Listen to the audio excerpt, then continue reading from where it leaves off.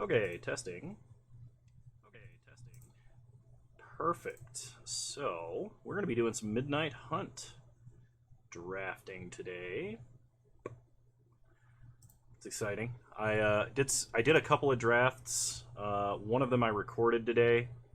I really liked the format. It was a ton of fun for me. So, we're going to do another one. We're going to have a good time doing it. Probably. I'm in a much better mood than I was yesterday. Which is unfortunate because yesterday was the stream day, but I was like, oh, I was so on tilt. It was a good stream yesterday, though. All right. So let's see. Pack 1, what are we dealing with? Unnatural growth. At the beginning of combat, double the power and toughness of each creature you control until end of turn. That's gotta be good, right? Like, you gotta be, like, mono green. But, like, you just swing with reckless abandon and anything you have with trample just wins? Am I understanding this correctly?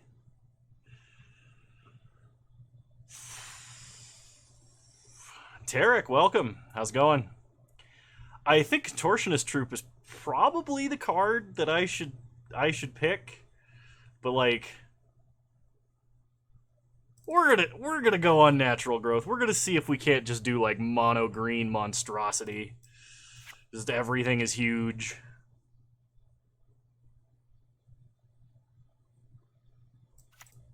It'll be fun. I mean, like I said, I usually talk a little bit for the stream VOD right before people show up, and I gotta say, Tarek, I'm in a much better mood today. Isn't how we refer to Kano's muscles. I was gonna say Kano's muscles is natty. We got them natty gains. Anyway, I haven't lifted in like 6 months, so I'm like wasting away here. Curse of Shaken Faith. Whenever enchanted player casts a spell, other than the first spell they cast each turn, or copies a spell, it deals 2 damage to them.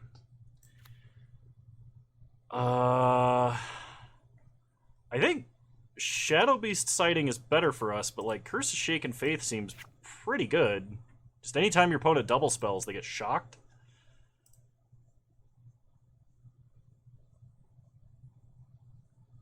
Otherwise, this giant spider that turns into a half of itself when it dies.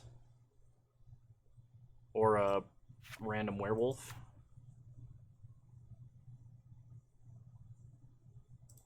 I'll go with the rare.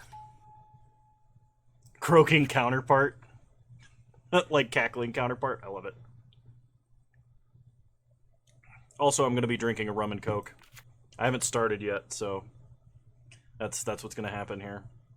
Hound Tamer. Oh, that looks good. I don't think we'll be playing blue. I will be taking a Hound Tamer, though. Okay, Duel for Dominance is a pretty fantastic fight spell. What does Spell Rune Painter do? Rum no cog. I almost pronounced that very unfortunately. Whenever you cast an instant or sorcery, I don't think we'll be doing that a lot. I think we'll be taking this Duel for Dominance. We need to be almost entirely green, with like maybe a light red splash. It becomes night until end of turn. Target creature gets 1/0 trample, and whenever this creature deals combat damage to a player, draw a card. I like that. I like that a lot. We'll take on Natural Moonrise. Tapping at the window. Look at the top 3 cards. You may reveal a creature from among them. Put it into your hand.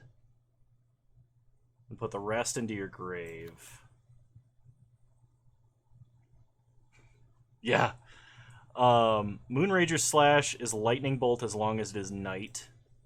That seems good, right? We need to be almost mono green. Picks red spells. Is there a more Kano thing to do?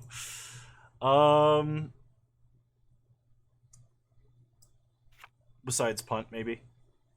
I'm gonna take Howl of the Hunt. This is a very good werewolf spell. Maybe we don't end up playing Unnatural Growth. Kefka, how's it going? F6ing through your first turn? Absolutely. That is a more Kano thing to do. You are correct.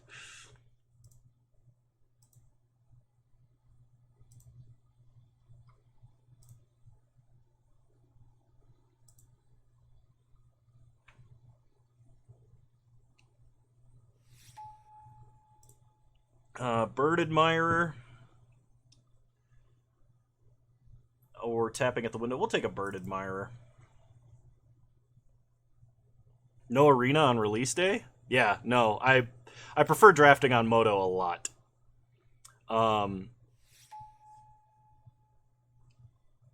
let's see. Path to the Festival is both fixing. I probably should take the Reach guy. This is fixing for green, which we do need for unnatural growth, but... Alright, we'll take the spell that has flashback. Nice, Dick Record. Glad to have you. Oh my gosh, I saw, like, this was my first... I thought the... I've seen the art briefly, but I wasn't paying attention, and I saw the art, like, during the draft, and I was like, oh, they're so pretty. Like, especially the swamps. Oh my goodness, I love the swamps. It's not my birthday, no!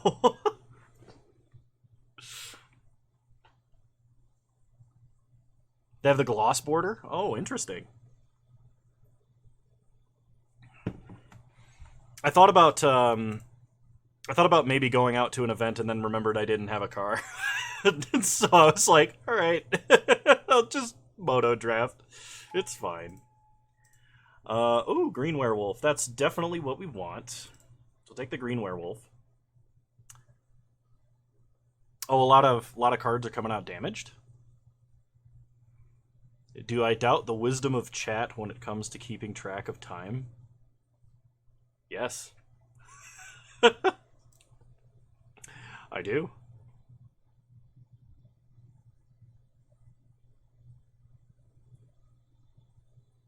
Hey, Sigma. How's it going? Much better mood today than I was yesterday, which is another reason why I was like, I should do another stream. Hey, Mixum. Oh my gosh. So I drafted a... I recorded a draft, and that's going to be the bonus video this week. Yeah, 2 streams in 2 days. That's right. I drafted for the bonus video for this week. Because I was like, oh yeah, it's releasing today. I should totally play it. And I played 1 draft, and I fell in love with the format. And I was like, I need to stream this. It's so much fun. It's just like the actual original Innistrad all over again, but different enough that I can like play it. And it's not coffee. It's rum and Coke. And and I just like started drafting. I got this huge hit of dopamine, and I was like, I need to stream this. Oh my gosh, it's great. It's wonderful. Burly Breaker. Yeah, that's probably the card I'm going to take here. Unfortunately, I'm passing a duel for dominance, although I already have one. Do you know if Double Feature will come to any platforms? I have no idea. There's only maybe 3 shots in this.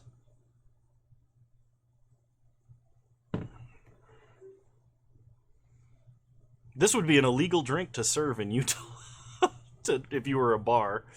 There's a 2 ounce of liquor limit. Mixum, thank you for resubscribing. Much appreciated. You're a wonderful human being, and I appreciate the support. Only 3 shots. I have not had almost any desire to drink alcohol at all for about a year. I've had like a beer here and there, and when I say here and there, I mean like every like 3 months. But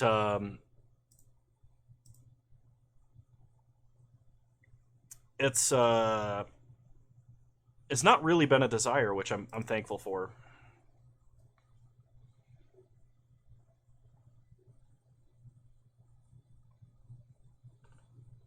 The vodka meme clip? No, I haven't. Dawnheart Rejuvenator. That is fixing. It is life gain. It's more defensive than offensive.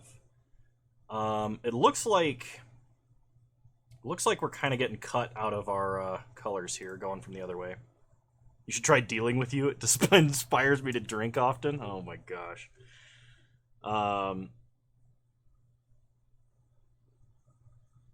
That's awesome, Tarek.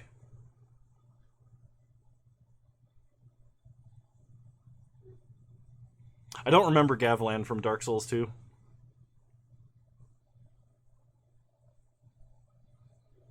You know, old fashions are actually pretty good.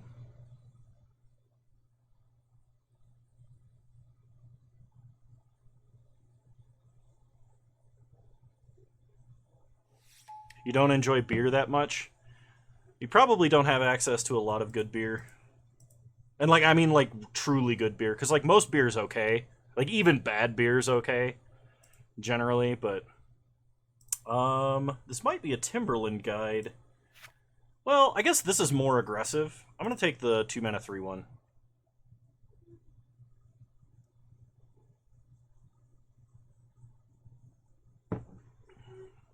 It is green, and we need to be almost exclusively green because we're playing a quadra green card, or trying to.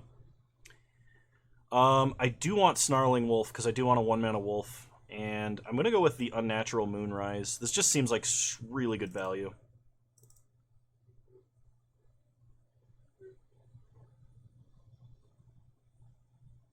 You never had truly good beer? There's it is a little bit subjective. But there are some places, especially in the Midwest of the United States, that produce some fantastic beer. Cream ales are fantastic for the summer because they're super light. Kito's Brewing in Utah, Kiitos, is probably some of the most fantastic cream ale I've ever had. They have a coffee cream ale, and it's a cream ale that's like lightly flavored with coffee. It is so I could drink 1,000 of them.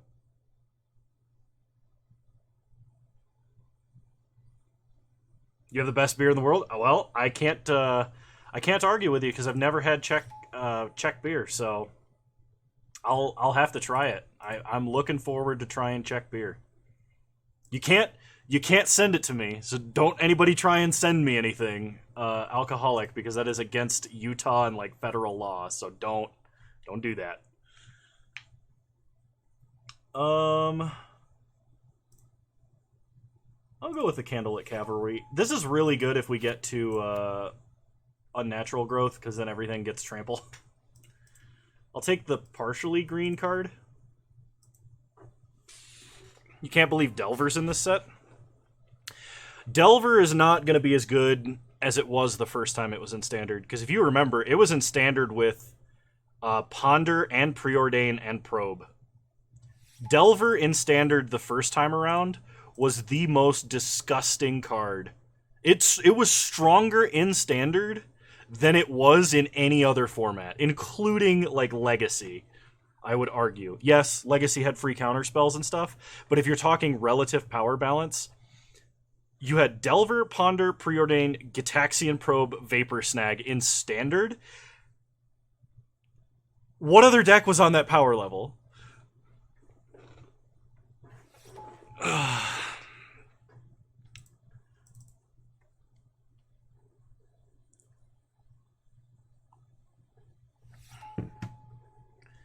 I'll take Abandon the Post. I mean, I'd be interested to commit those to Memory Mix'em, because I do intend on, like... I mean, I'd like to travel at least once in my lifetime, you know? Oh, look at how pretty that swamp is. It's so beautiful.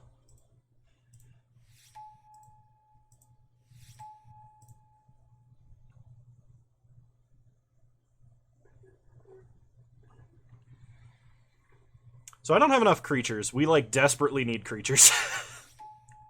Hey, look, a creature. Harvesttide Sentry is fine. Pestilent Wolf is fine, but... we'll take the Death Bonnet.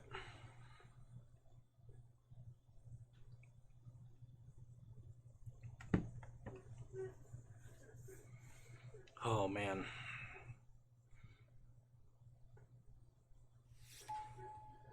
Oh, another Gruul Rare.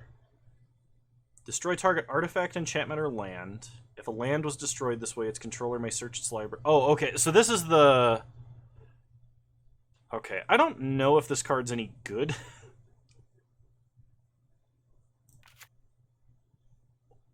Bramble Armor Might of the Old Ways.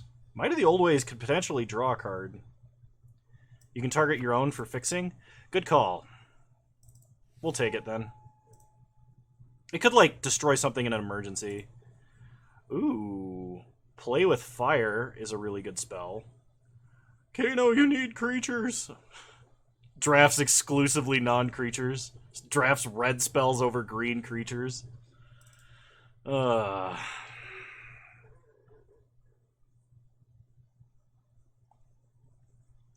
Kano, you would play with Fire?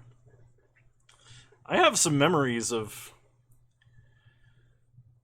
an older brother with a propensity for firecrackers, so it's not completely out of my wheelhouse or anything. Yeah, we'll take Timberland Guide. Just draft removal. If I can't have creatures, no one can. That only works in some formats. Oh my god, this would be the third Unnatural Moonrise or the fourth duel for dominance. I'm gonna take the Tireless Hauler because I still need creatures. I'd like to get up to, like, maybe 16 creatures. Another Unnatural Moonrise! What is happening? Oh, this one has haste.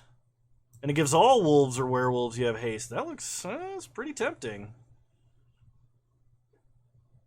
It has flashback. Yeah, I mean, like, but it would, you know, it would be good.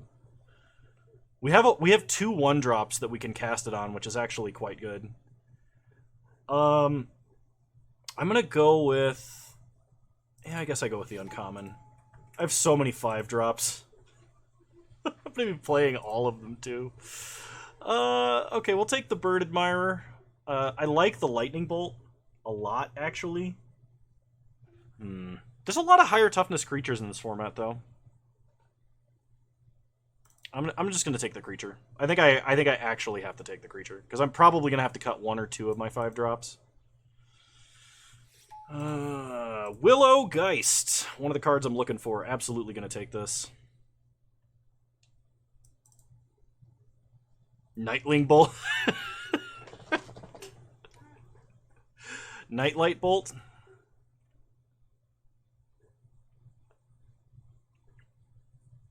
I mean, if you can get me a recipe for Czech beer, I'll brew it. I do have the capability to do that.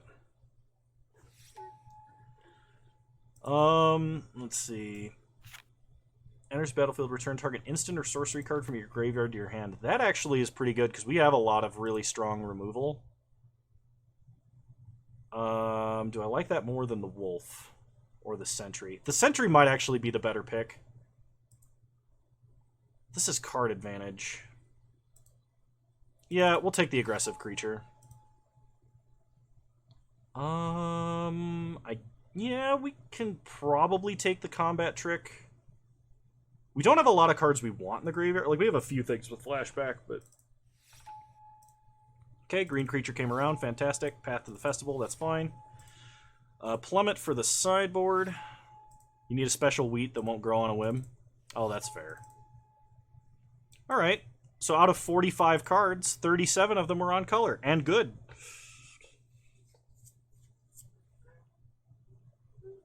Aging is stupidly complicated. I have aged a few different things. It's not easy.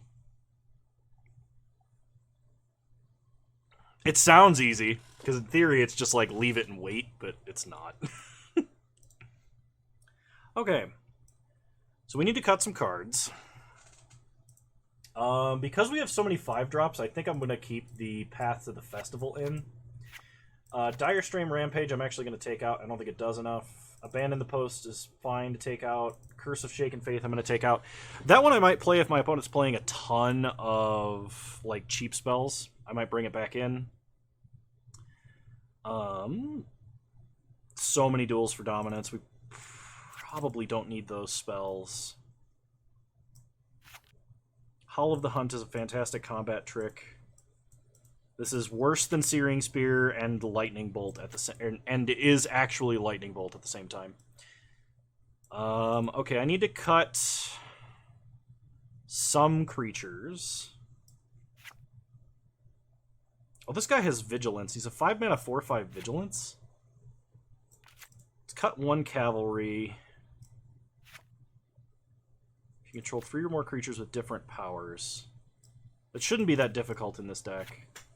Dawnheart Rejuvenator is, while it is fixing for unnatural growth, I think it's too slow, not aggressive enough. Bounding Wolf has Flash, it's fine. Eccentric Farmer is technically card advantage if we mill a land, but I'm going to take it out, I think.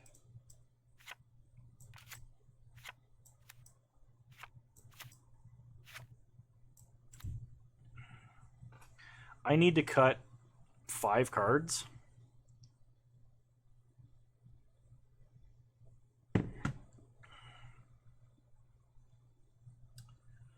Gal, what the heck do I cut?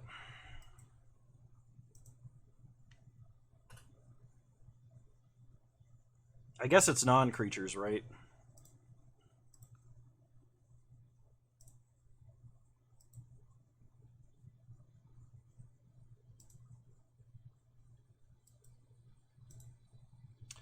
Let's cut 1 path to the festival.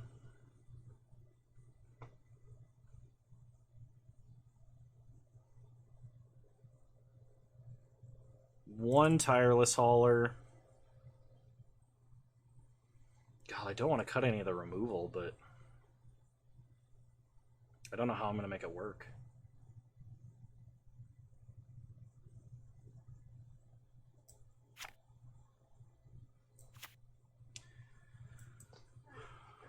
There's a Japanese brand that bought Czech beer recipe and they were not able to get the ale to taste the same. They even started buying our water and still nothing. Turns out the aging was done in towers lined with wood. The wood had grown a specific mold that gave the beer its taste, so it's quite literally uncopyable taste. Damn. That's cool, though.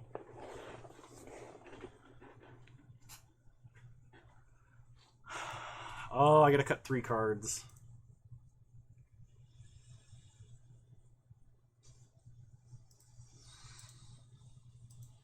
I guess I cut 1 fight spell. It's so good, though. The fight spell's so strong.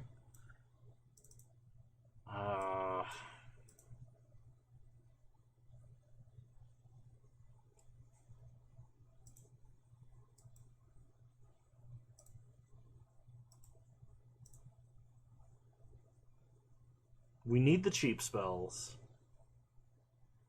Like, I guess I don't really have a choice. I need to just cut some of the top end. I do need to cut a fight spell, even though I don't want to.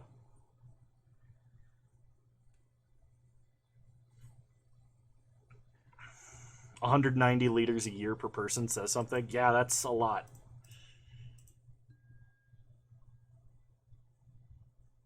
Oh, I think I need 4 red sources at least. This deck is overwhelmingly green. But we have very little fixing unless I bring back in the rampant growths, which I might have to do, but we technically have like 5 red sources. Alright, let's do this. Number 2 in the list is Austria at like 105. Okay, hang on. I gotta look something up really quick.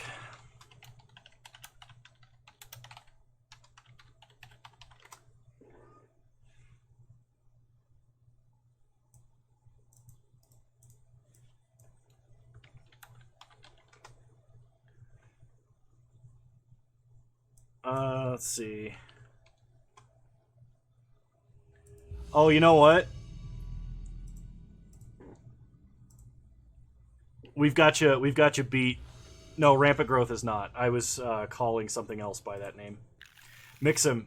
Wisconsin. United States state of Wisconsin. Americans drank 122 liters of beer per capita in 2020. So we got you beat. And that's kind of the area I'm from, is Wisconsin. Because I grew up on the state line. So that's where I'm planning on moving. It's 32.8 gallons or some crazy crap, like 32.3 gallons per person. It's nuts. Yeah, way.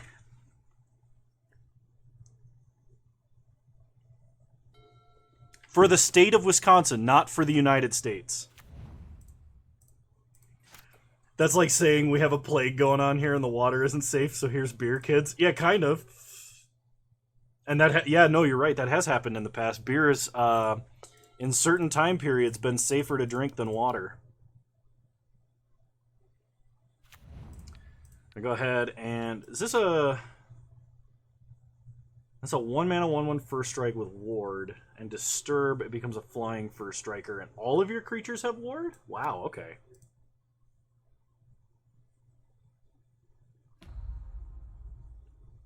Oh. Oh, I flipped up the numbers. You said Austria was in second place with 105, and for some reason I was thinking that was the number. My apologies. No, you got us beat. You got us both. But that means Wisconsin. Wisconsin's a close second. I mean, it's still pretty distant second, but in terms of everything else.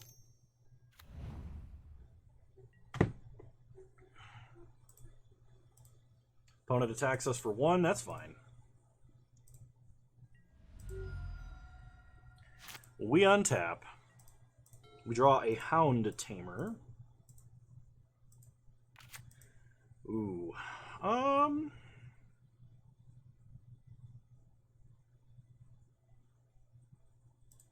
Let's go ahead and play the Hound Tamer and then just attack for 2. You literally have beer cheaper than water here. There are certain places in the States I've found beer cheaper than water. Now, it's questionable as to whether or not it qualifies as beer, but it does exist.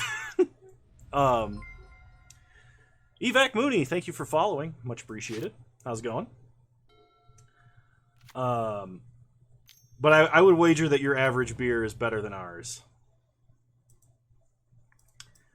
Opponent plays a Devoted Graphkeeper and passes.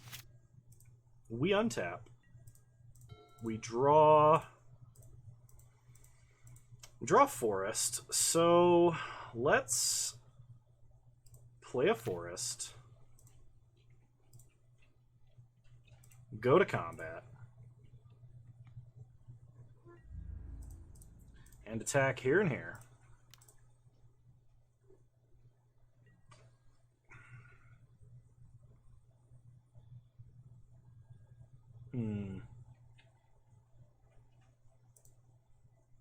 I mean, we win those fights.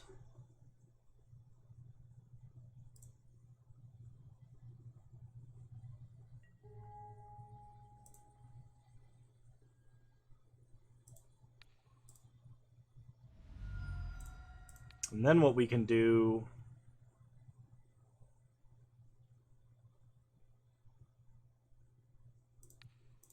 is fight here. Yeah, it stops our guy from flipping, but in branding graphics, yeah, I'm not opposed to that. I do. I have been meaning to get around to doing that. It's just one of those things that constantly eludes me because it's not the highest thing on the priority list.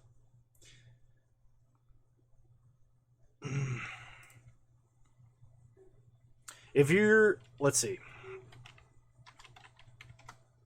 If you're on Discord, you can message me on Discord directly.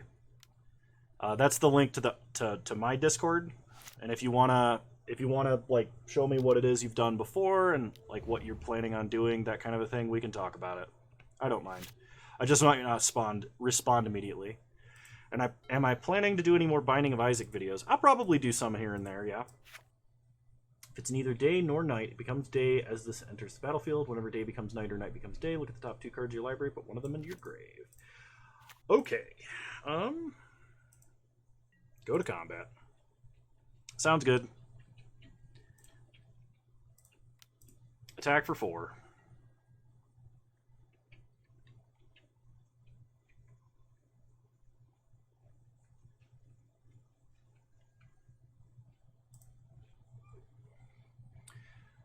Opponent takes 4. Pass the turn.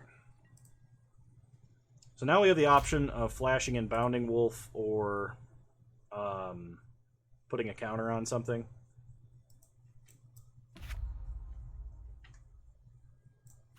That gives werewolves trample. Nice. That's good to know, actually. They put Fading Hope into their grave. Wow, that's kind of a good unsummon. Opponent plays a Departed Soul Keeper. And scoops.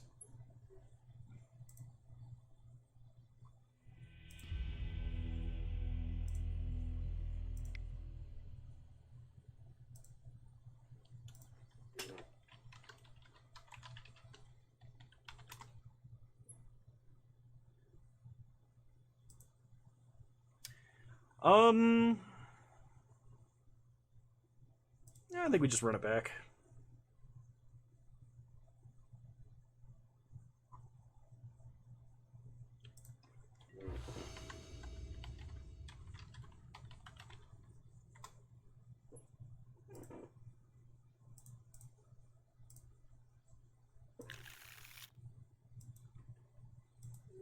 Yeah, like this, we'll keep.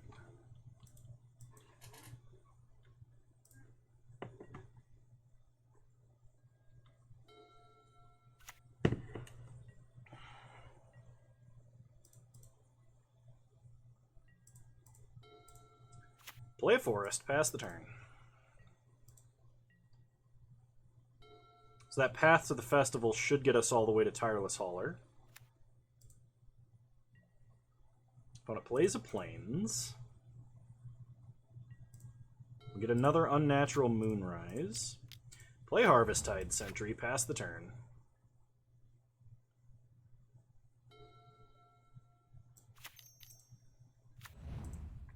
Opponent plays a 0/4 with Disturb. Yeah, no problem. I'll take a look, and if I like what I see, I'll let you know.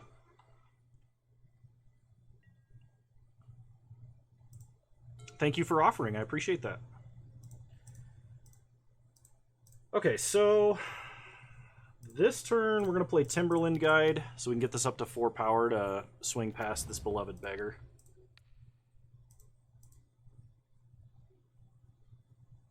I mean, if you count something I slapped together in MS Paint as a logo.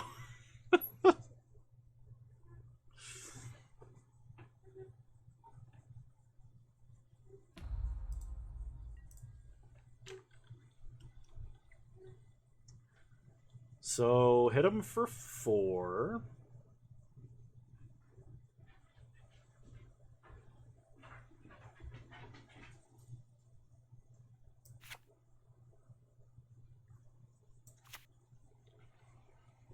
No problem.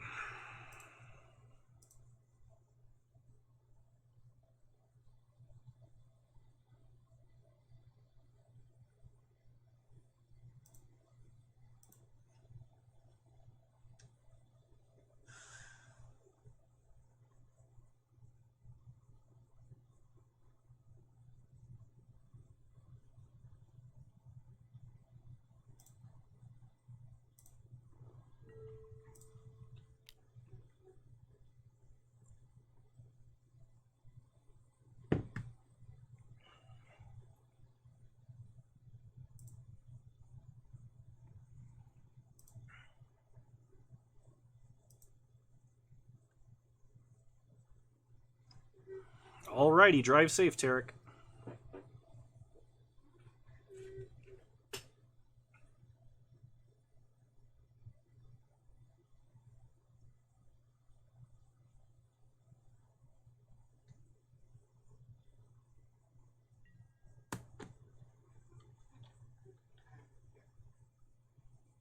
They go for the block, alright.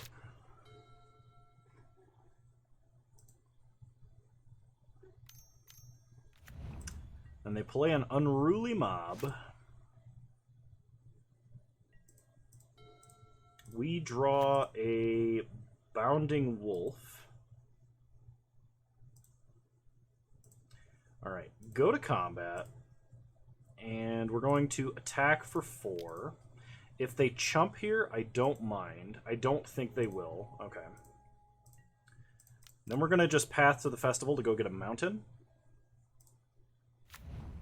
Because now we can play Bounding Wolf and Unnatural Moonrise in the same turn. Which means we'll have 3 different...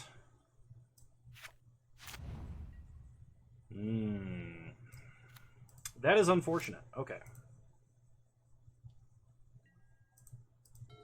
Whenever this creature enters the battlefield or transforms into Brutal Cathar, exile a creature until this leaves the battlefield. That's really good. And this has Ward. That's a problem.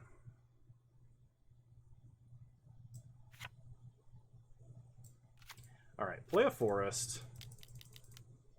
Play Tireless Hauler. Pass the turn.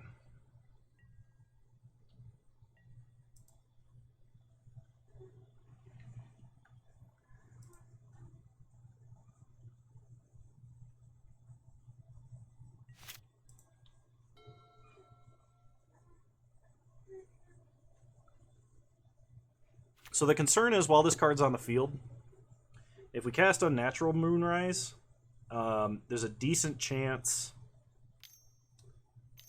that it'll flip back pretty close to immediately, which is a problem. But I mean, like, we do have a lot of removal in this deck, so if we draw it, we're fine.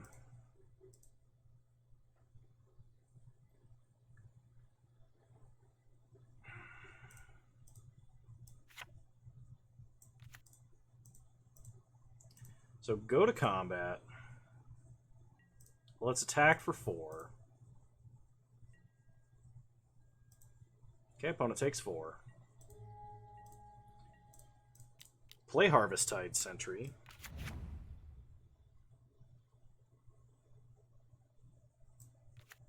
So Bounding Wolf lets us ensure that it stays day.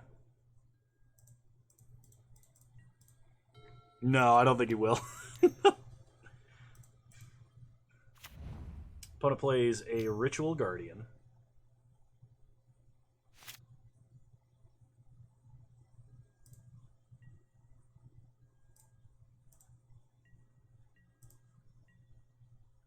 Okay. So pass to the end step. Let's flash in Bounding Wolf.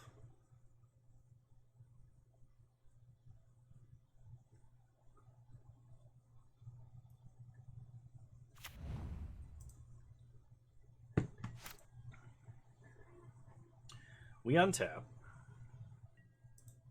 We draw a Death Bonnet Sprout.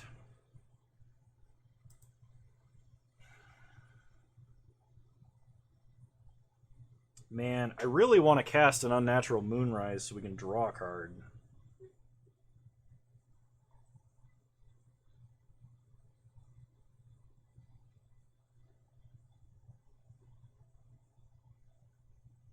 The problem is that Cathar flipping back and forth. I think we still gotta do it. If we draw a fight spell, we're like amazingly fine.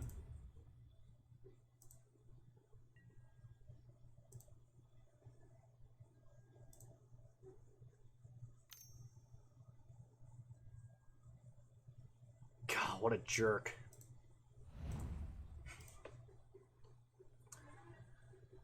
Alright, well, I can't attack into a 3/3 first striker. I could have cast a Death Bonnet Sprout to get that to flip, but...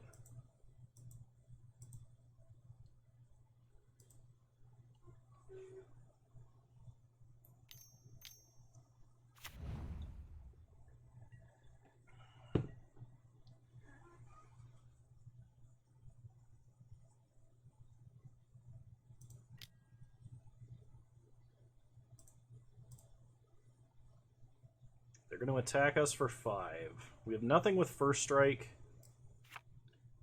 I don't really want to block that, so we're just going to take the damage.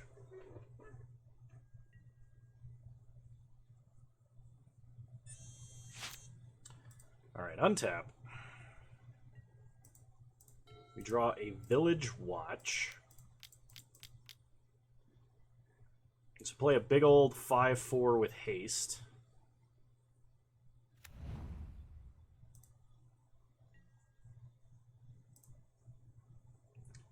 Go to combat. They have another Fading Hope. Alright. That's crappy. Pass the turn. Good old blue-white tempo.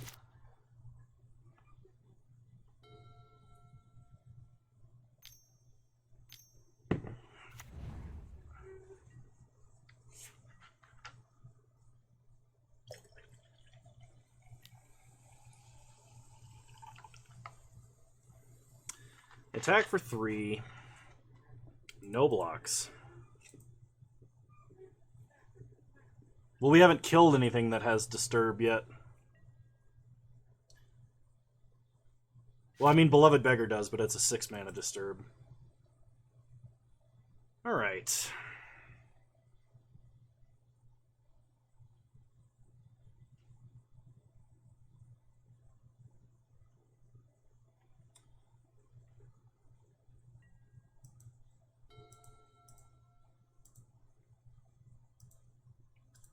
We'll go ahead and play the big hasty boy.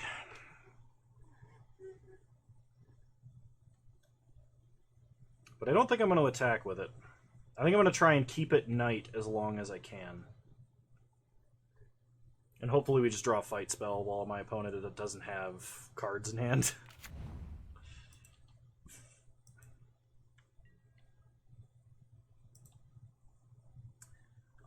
This can almost attack safely. Actually, it might be worth trading for the Ritual Guardian.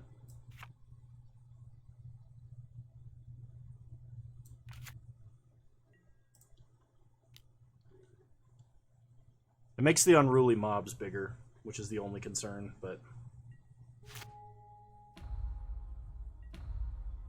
they're not that unruly yet. Opponent untaps and draws.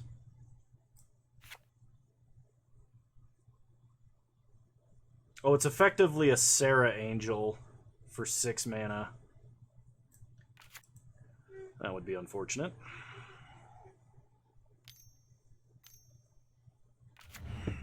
Opponent plays a Celestus Sanctifier. Unpleasant. Okay, opponent cannot attack in. That's good. We untap.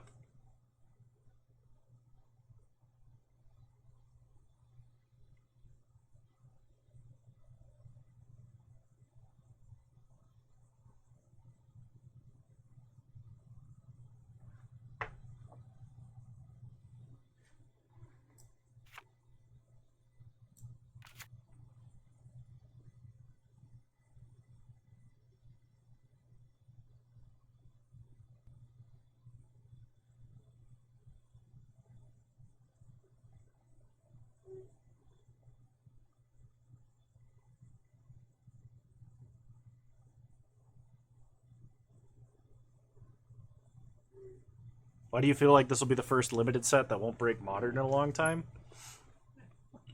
There's nothing that's obviously abusable. That's not me saying that nothing will be abused. It's just not obviously abusable. Like, there's some stuff that's good.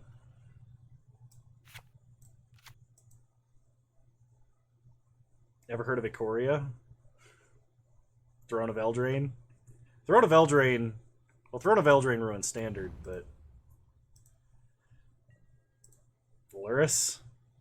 Oh, not break. Yeah, okay. That makes way more sense, Kefka. I was like, I'm pretty sure there's cards in those sets that...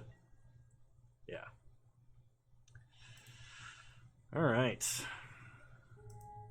Opponent blocks, the mobs get bigger.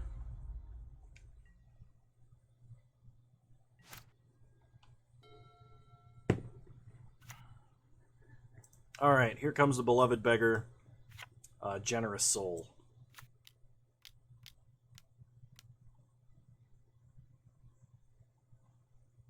D&D was the replacement for the core set for this year, which is why it was underwhelming. It also followed a, like... Which card tapped it?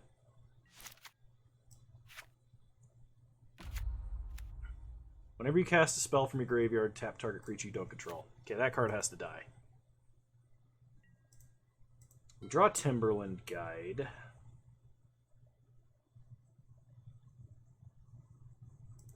Okay. Let's flashback Unnatural Moonrise.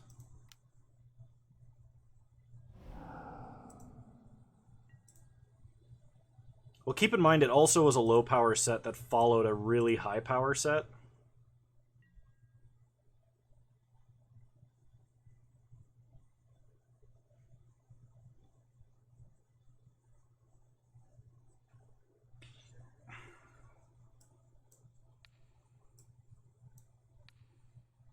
Okay, we'll kill those things first. Oh, we kill all three things. Okay. So the mobs get huge. Now they're kind of a problem. Strix is high-powered?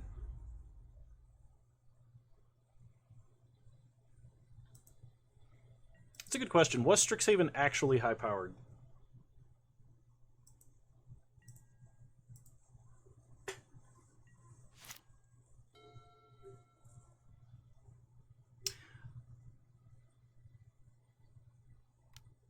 No, you're right. It wasn't broken. So I'm incorrect in that regard. It came after some high-powered sets, we'll say. Okay, opponent attacks for a lot. Gosh, what are the odds they have a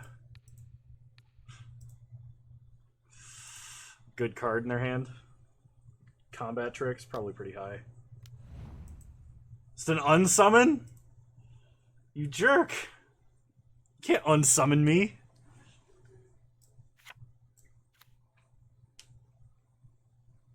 AFR was supposed to be the core set. Name the last core set prior to that was broken.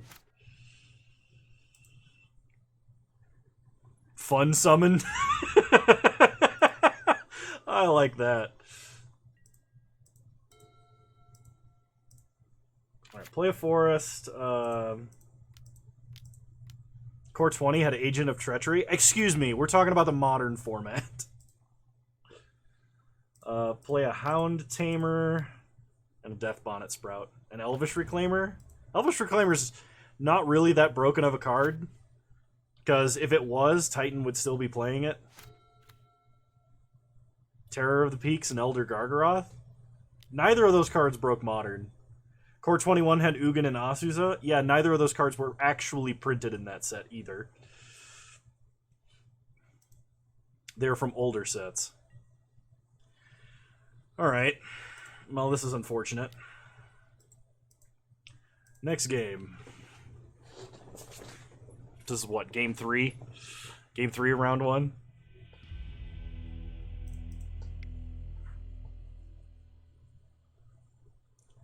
I might want Plummet, actually. That might be a consideration. I think I do want this other fight spell, though. Especially if they have that high power rare. I think that means we're going to cut... I don't know what we're going to cut. An Unnatural Moonrise, maybe? We'll try that. They were talking in Modern.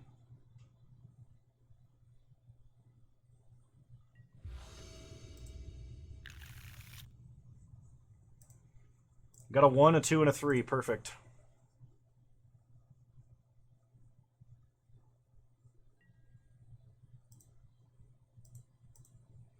I think the white one is the only playable one of those, which is like the exact opposite of every other cycle in all of Magic.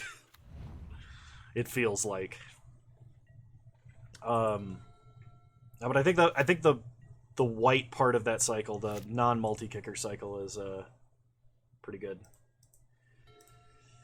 Alright, so my opponent probably has an unsummon, but... Tybalt's Trickery broke modern? Yeah. But that card, like... I mean, Tybalt's Trickery wasn't even... That's not in the core set, though. That's what we were talking about, right? Like, that was from Kaldheim. Trickery was just worded incorrectly. Like, that was the problem with Trickery. Cold Ham. Let me think. Play your game. All right. We'll play a Hound Tamer.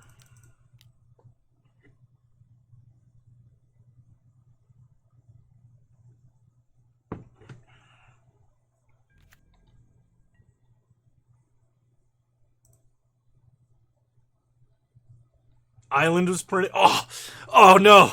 I've been defeated. Got wrecked in record time.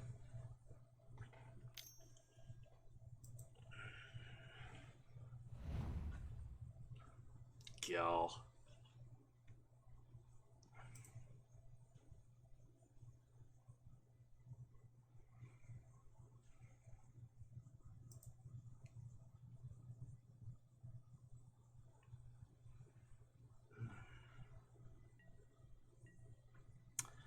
Alright. Opponent passes. We untap. We draw something. Watch them have another stupid on summon. Because they put whatever card they considered on top.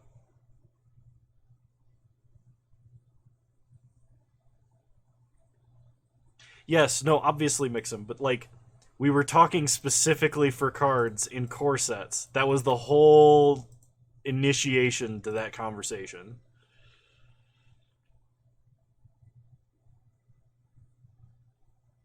Fun Cider? What?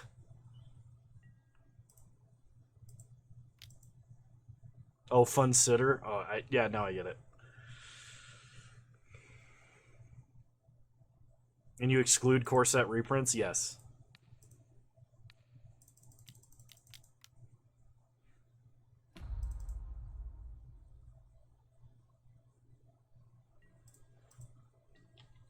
Alright. It is now night.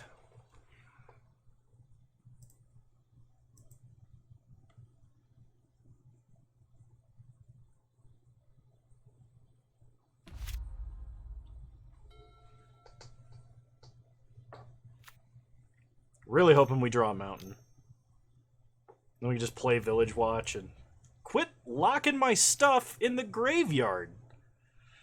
And you jerk!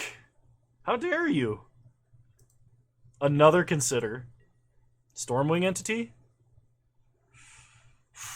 Which core set was that? You're right, that was a core set. It took a long time to remember.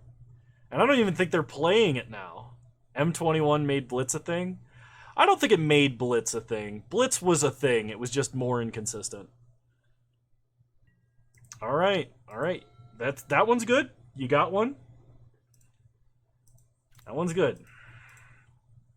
So let's go ahead and play Harvesttide Sentry and Willowgeist.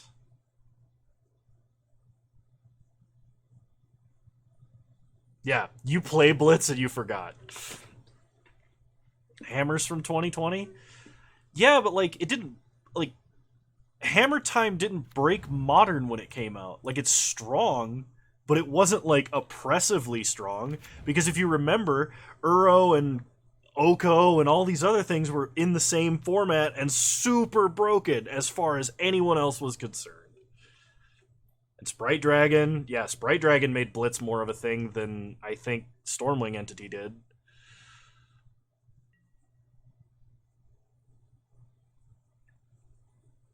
Omnath? Omnath, that's Teamer Omnath. That's not 4-color Omnath. 4-color Omnath was from Zendikar. Field of the Dead? Yeah, okay, alright. So M20 may have been high power. Veil was Veil printed in another set? I feel like Veil was printed in another set just before 20.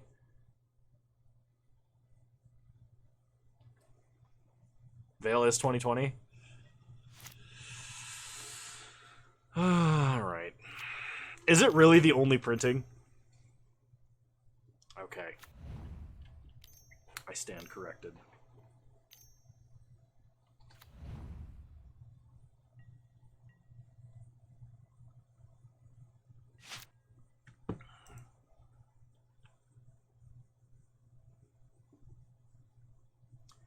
Alright, I'd argue that the average power level of those cards is lower than the power level of the premium sets.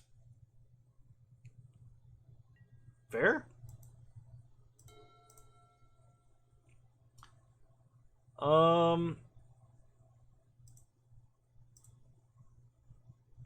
Okay, so this can't be blocked by anything he's got.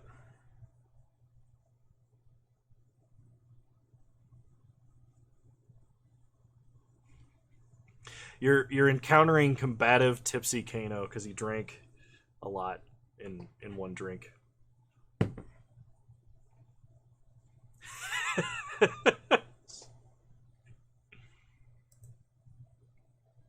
Not a point if it was 1 or 10 cards from a set. Yeah, it's true. It wasn't part of the original Stitcher Supplier. If we're gonna go wait, okay. Stitcher Supplier did not break Modern. It was a good card. It didn't break Modern.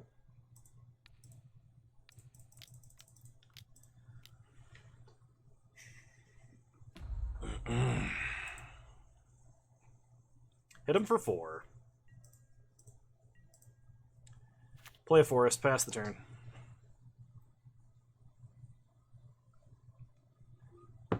Nexus of Fate wasn't even printed in this set. Nexus of Fate was a stupid buy-a-box promo that they promised us wouldn't be too strong. Nexus of Fate also didn't break Modern. It broke Standard. Quit trying to make me feel worse.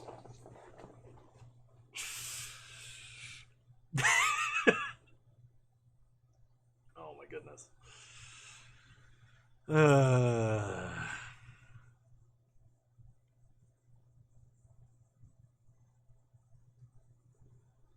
I'm just being a dick. Just being a dick, Mix-Up. Oh no. More Hummins. So many disturbed creatures. You might say it's disturbing.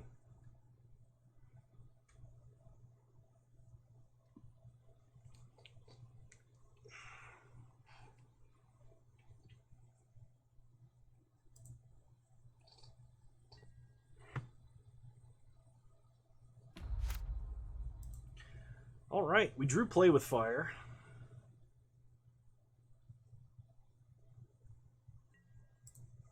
We get a Bounding Wolf.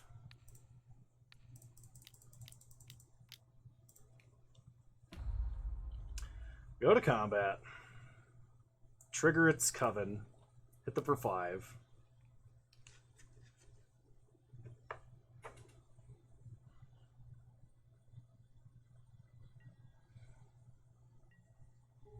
They go to 7. We just need to draw a red source. If we draw a red source, they die.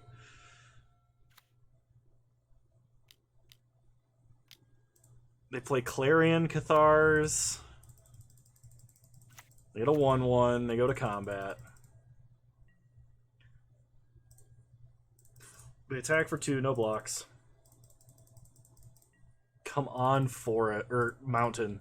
Mountain is the card I'm looking for.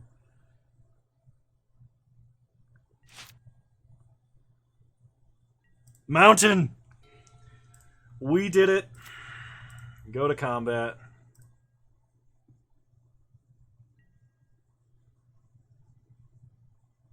No! I forgot I have 2 cards with 5 power.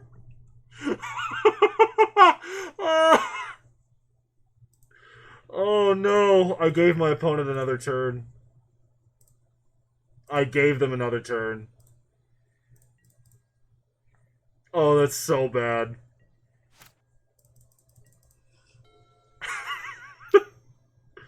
Okay, it didn't matter.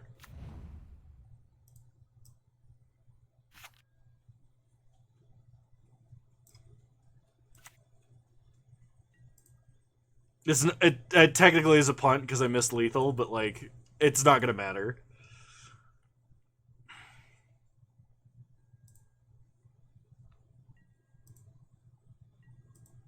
It's true. Like I said, Sigma, I haven't had the desire to consume like any alcohol at all for like a year. Flash inbounding wolf.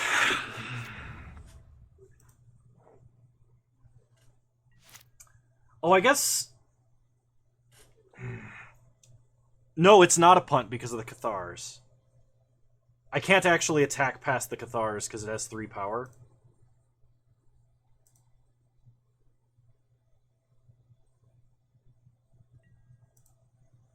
Burly Breaker.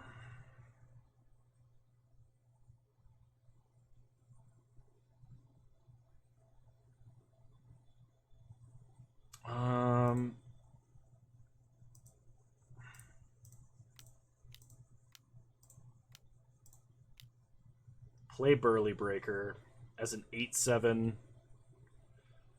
and then we'll pass.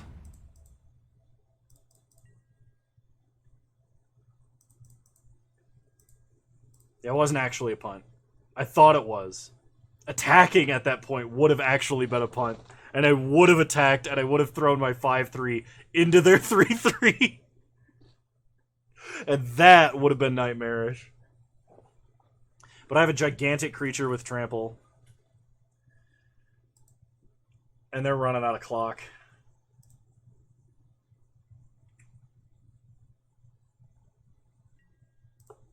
With currently no way to bring it back to daytime.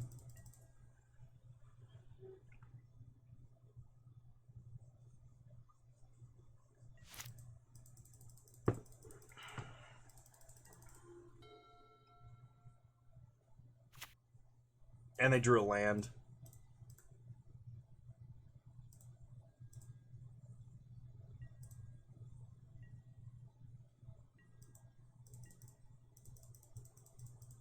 Okay.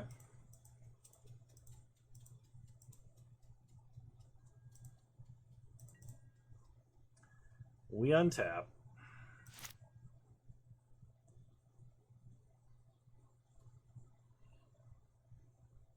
If we draw the fight spell, it's over.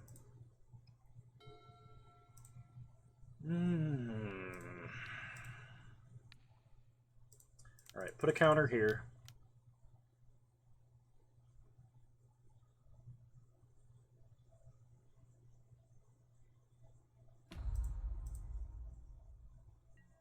Go to combat. That's ability triggers. Attack for 6. Is it tracked from the start of the game? No, it's only tracked as soon as you play a card that changes it to day or night. Or a creature that cares about it.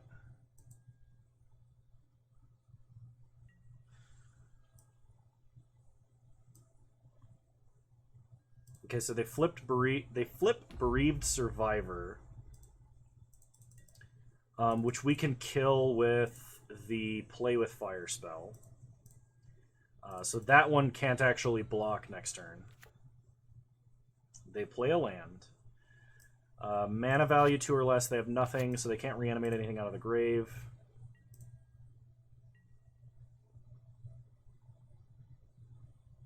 And the game is over. Woo! We got the match. Alright, I gotta restart the client.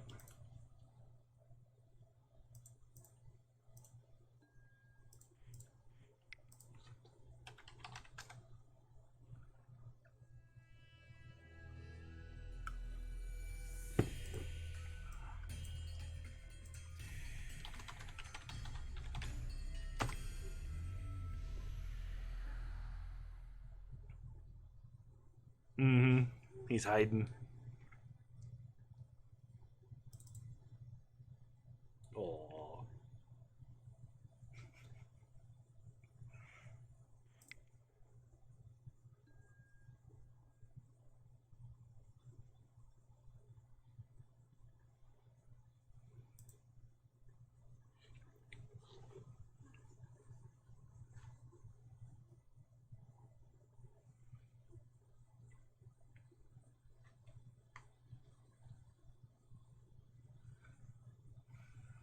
Round 2 is going to be coming up. This is fun. 3 clips already taken today. Who's been taking clips? Tarek, is it you? Oh, Tarek said he was driving.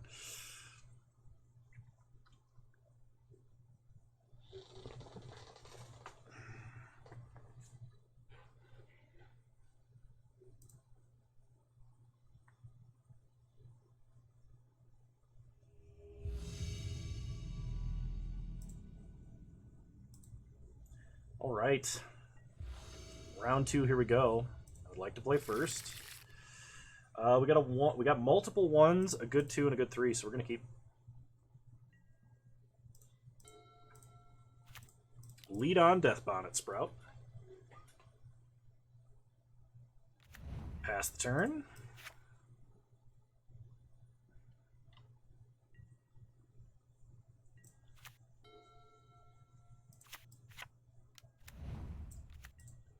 Opponent has a Lunarch Veteran.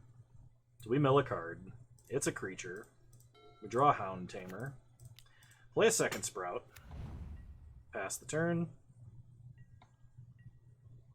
Man, if we mill creature, this is going to be one of the greatest limited starts of all time.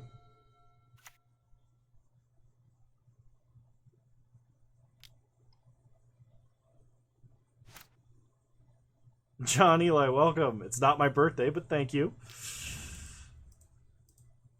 Opponent makes their 1/1 a 2/2 with Vigilance.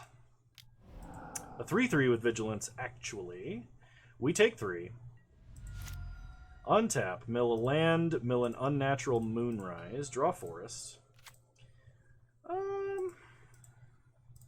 Yeah, let's go ahead and play a 3/3. Pass the turn. Opponent untaps. Red-White Hummins. Good night, Mixum. Thanks for tuning in. It was good to have you. We take 3. Untap. We mill a creature and a fight spell.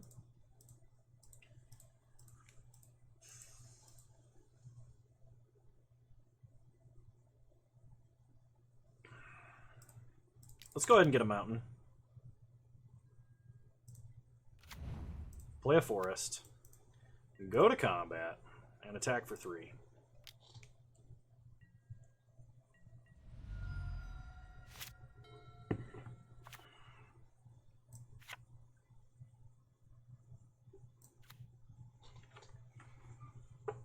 How's this limited feel? I love this limited. It is so fun. I love Decayed. I love the mechanic. I thought it would be not fun because they're like half zombie tokens. But I love zombies, first of all. Second, you get them at such a cheap rate that like they're actually good. Especially if you get like the rare guy that makes more zombies, or you get like the blue mythic, or you get there's like Black's removal is like a lot of Bone Splinter stuff that exiles. I really enjoy it. I really do. Let's see. All right, go to combat. We'll attack. Any standout color? I really like the green-white humans feel strong, and the blue-black zombies feel strong. Opponent's going to block with 2/2. So we're going to go ahead and kill Bereaved Survivor.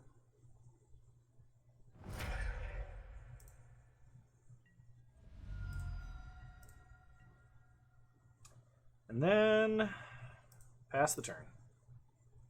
I'm leaving up the fight spell and the add a token to something. We'll see what our opponent does.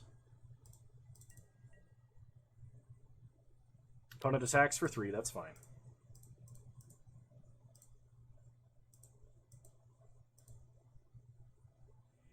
They scoop.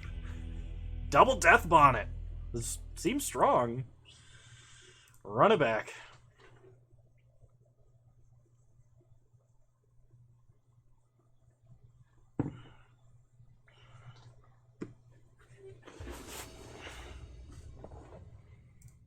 Yeah, we'll keep this.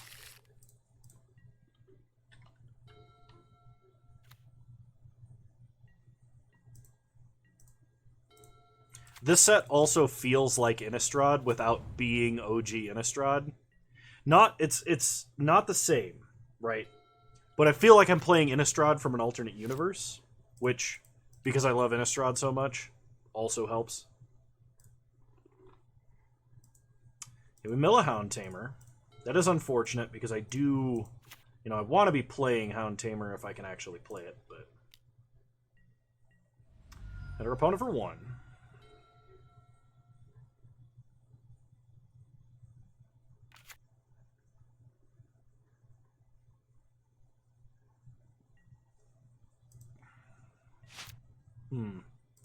Mill a Timberland Guide. We draw Willowgeist. Play a Forest. Let's go ahead and path to the festival. Get a Forest. Pass the turn. I'm not going to attack. I think they've got something with Flash. Man, am I good at this game.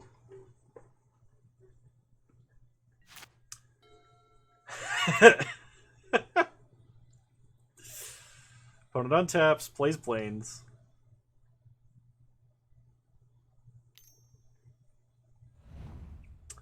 Ah, they make it a 3/3 with Vigilance. Alright.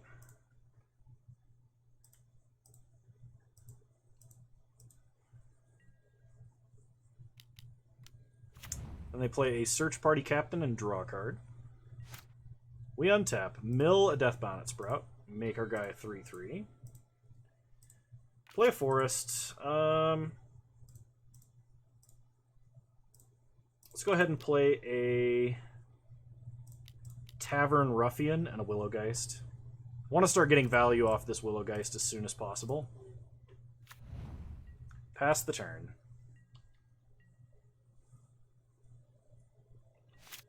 Opponent untaps.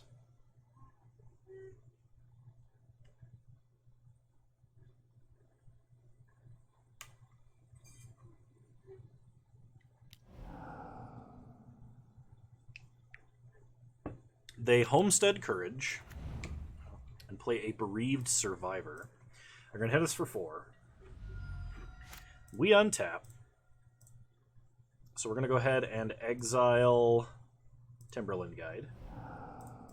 Counter on the Willowgeist. Giant Ginger Goth. We draw a Duel for Dominance, which is actually fantastic. Play a Forest. Good to see you, Neff, by the way.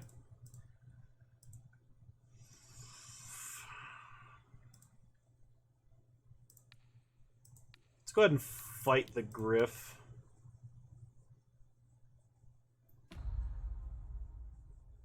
Did I not have... I didn't have 3 different powers. Well, at least it's dead, right? Oh my god.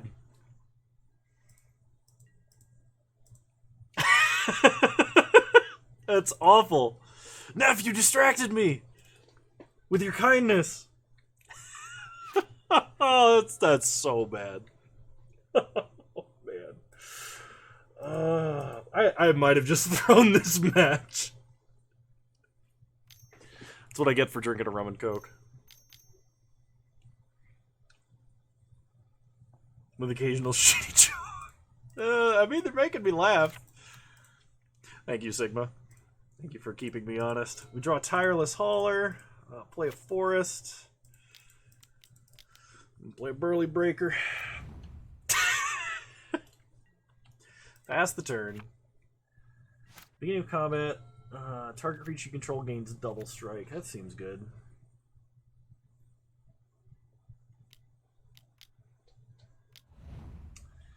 Opponent's got a Village Watch, huh? That's annoying.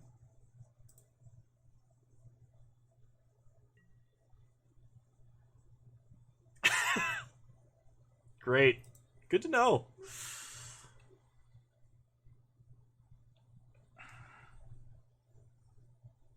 They're probably going to give that Village Watch double strike. Oh, okay, they're going to give that double strike. So we can trade here?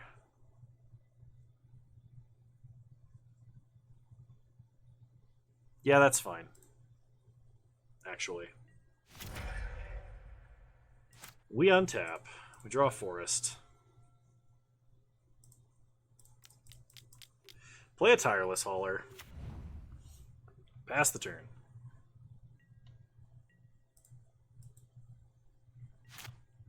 Did you see the zombie bear from this set? They made a black-green zombie bear, and they made a stuffed bear artifact that turns into a bear.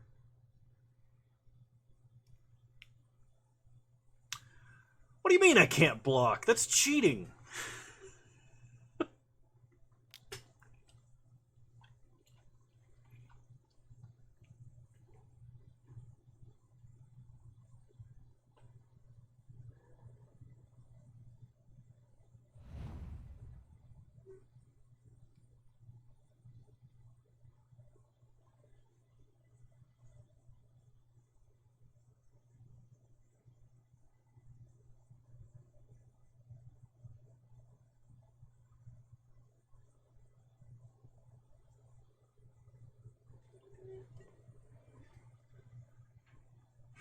Alright, they're going to give the big guy double strike.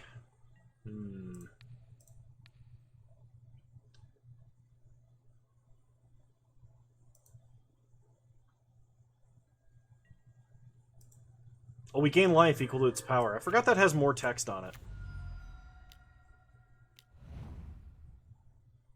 We untap. We draw our own Village Watch. Oh man, we're at 10. So let's go ahead and play Village Watch. Go to combat. We'll attack for 4. They can just make one of our creatures not block, though. That sucks. Hit them for 4 down to 15. Pass the turn. If we could draw our creature gains trample card, that'd be pretty sick. Like, it becomes night, creature gets 1/0 trample, and when it deals damage, draw a card.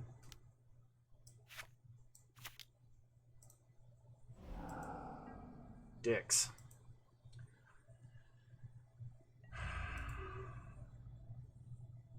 So we have to block, and we have to block here, and take 7.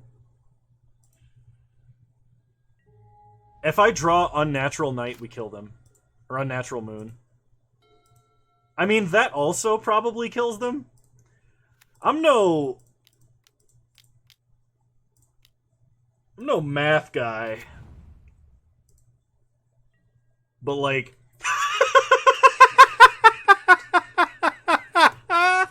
that's an unnatural victory.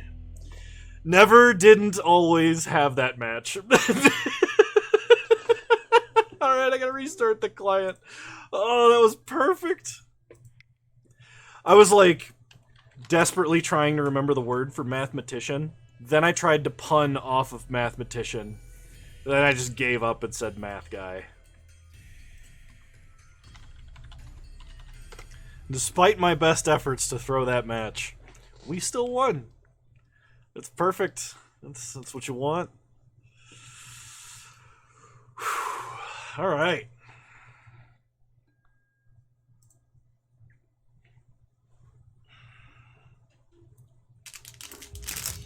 I'm going to open up a package of Sweet Tart ropes. Maybe. Alright, there we go. Unnatural Moonrise, a Bird Admire, and a Howl of the Hunt. Yeah, we'll keep this. We've got both of our colors of mana.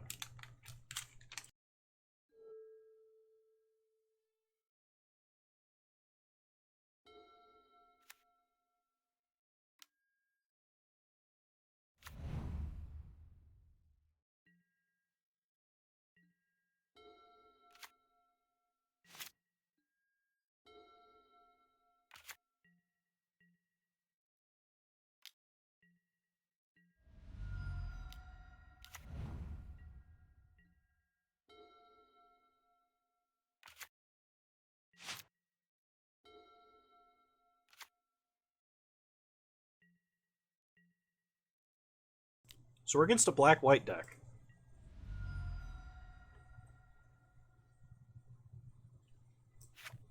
Yeah, that is a pretty good zombie card. Search Party Captain, huh? We draw a second Bird Admirer. Well, get a load of this guy. He admires birds. Or she? She admires birds.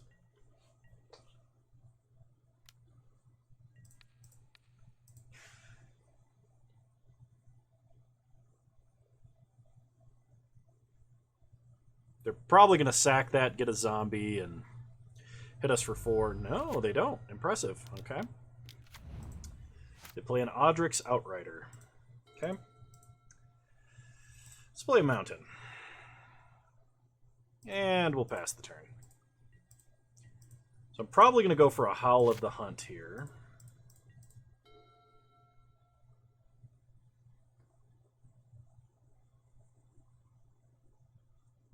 This means that we can kill Ecstatic Awakener unless they have a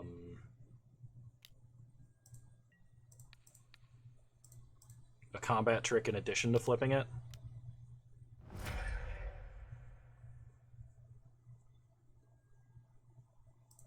So they put a counter on it. They get a zombie. They transform it. And we play Howl of the Hunt.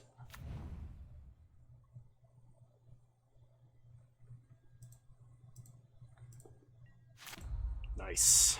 So you can put a 1/1 counter somewhere. We untap. We draw Play with Fire. So play a forest. Go to combat. Attack for 5. Hit them down to 15. And play Burly Breaker.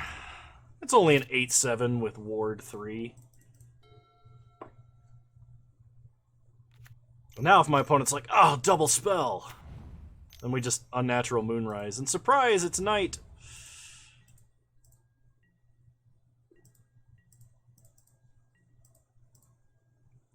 Alright, we untap.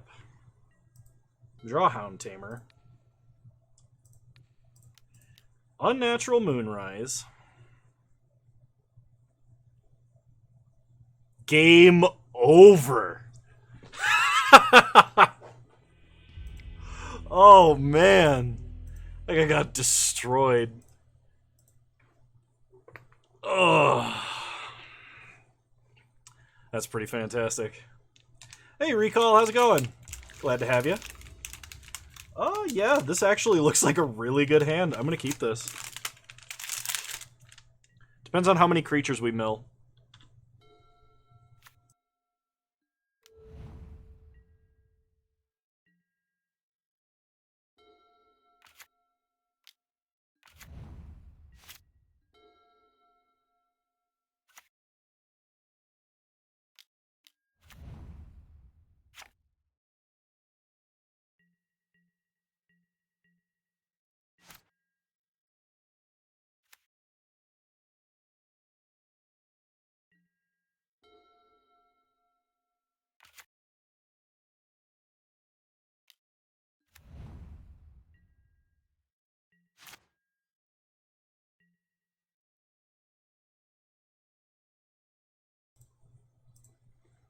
My opponent went to combat before playing a land.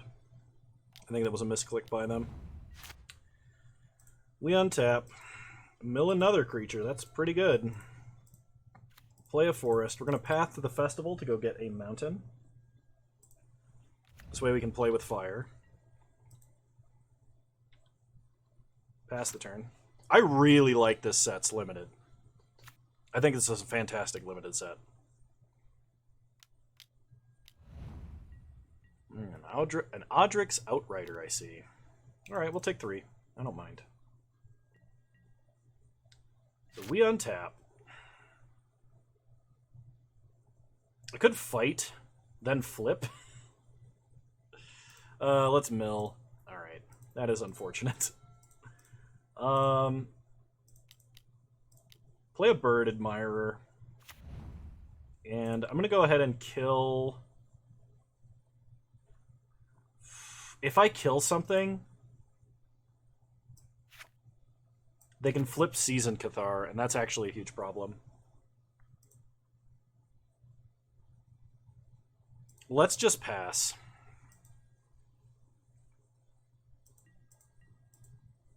Can't wait for a new Sorin in the next set. Oh, I hope he gets a card.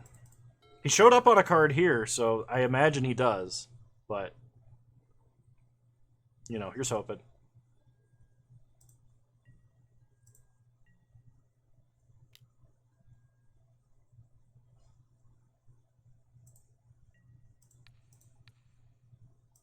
Soren's Thirst.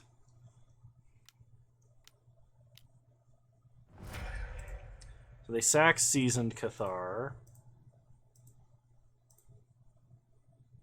They're going to put a 1/1 counter there. Let's kill this guy.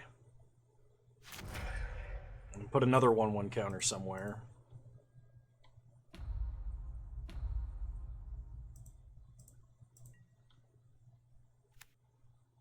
And they play a land. They play a 1/1. Okay. We mill an Unnatural Moonrise. We draw a land. Let's go ahead and play a Burly Breaker. Pass the turn.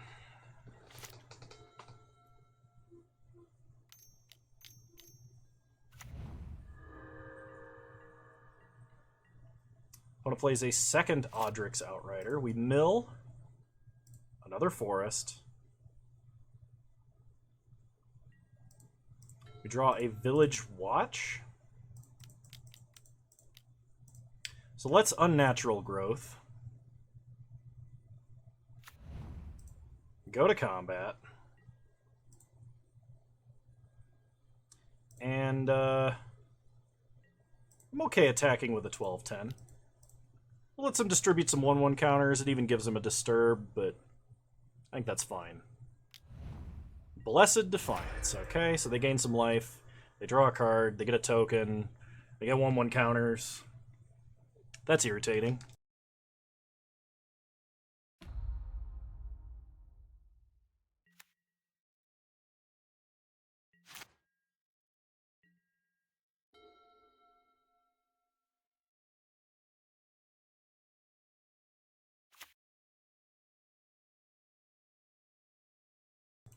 In theory, yes, we can do that.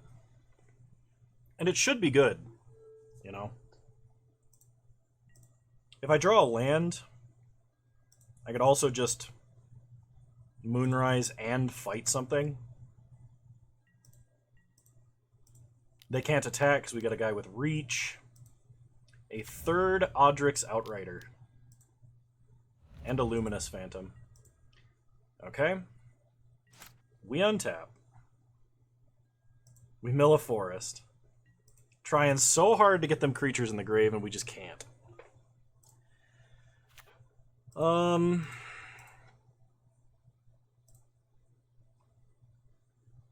don't think an 8/6 is actually enough.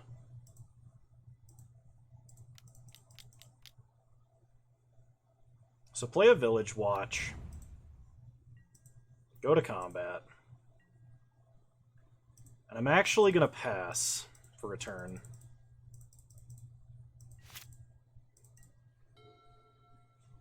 I don't want to have my opponent drawing too many extra cards here.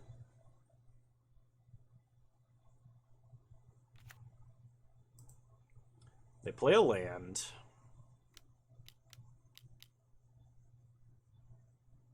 They play a Morkrut Behemoth, sacking a card.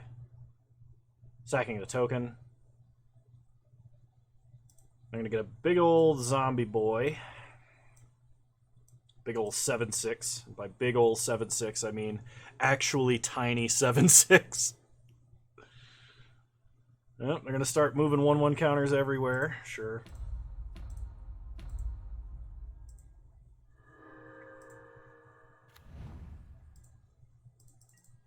Okay.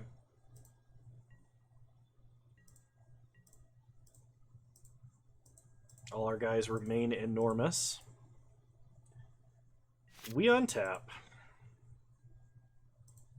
We mill Moonrager's Slash. We draw Candlelit Cavalry. Give all our guys trample. I can save that for next turn, I think.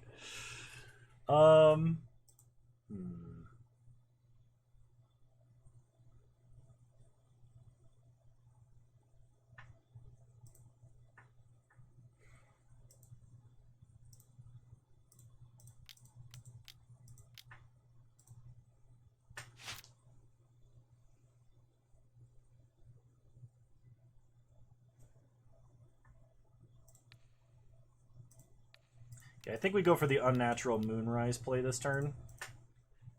Counter on Willowgeist. That gets bigger. Then we go to combat. Double the power of everything.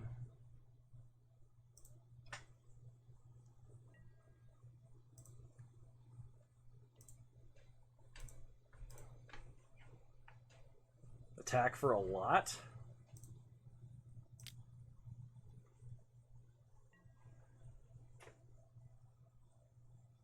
Opponent double blocks there. Double blocks there. So we can save one of these creatures. So what I'm going to do is have this guy fight the guy that gives them card advantage. And hope they don't have a combat trick that... I hope they don't have the +3/+3 and indestructible of human. Okay. Well, they can distribute some 1/1 counters, so they can actually save their zombie.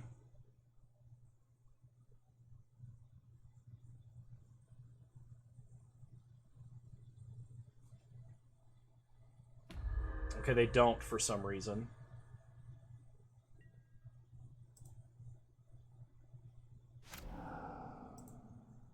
So we get to draw a card. Their guys get bigger. Our guys immediately flip back into daytime mode.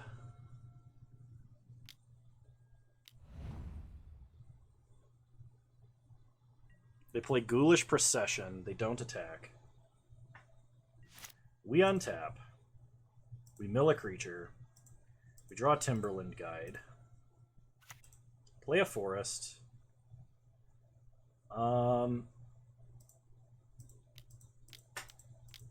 Play Candlelit Cavalry. Play Timberland Guide. Counter here. Oh, we were about to attack with a huge trampler, and we 3-0! Nice. Time for some victory candy. I think I'm going to do another draft. That was fun. Now let's do it. Let's do another one. But first, restarting the client.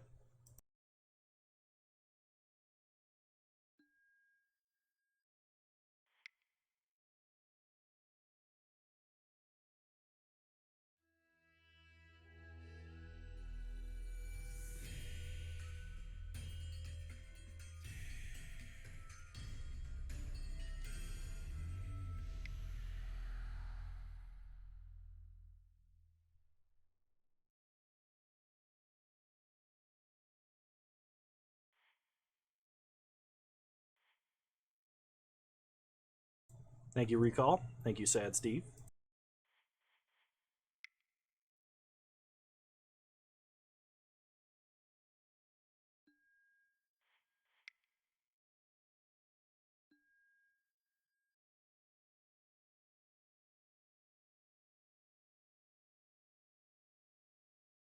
These are Sweet Tarts ropes. So they're like a Twizzler, but they have like sweet tart filling in them.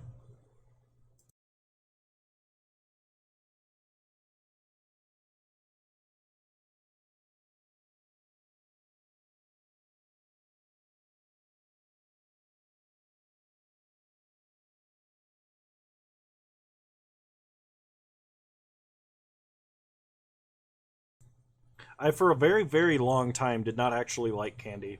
Like, I would occasionally eat Skittles. Just like a small package of Skittles. But for some reason, I really like these.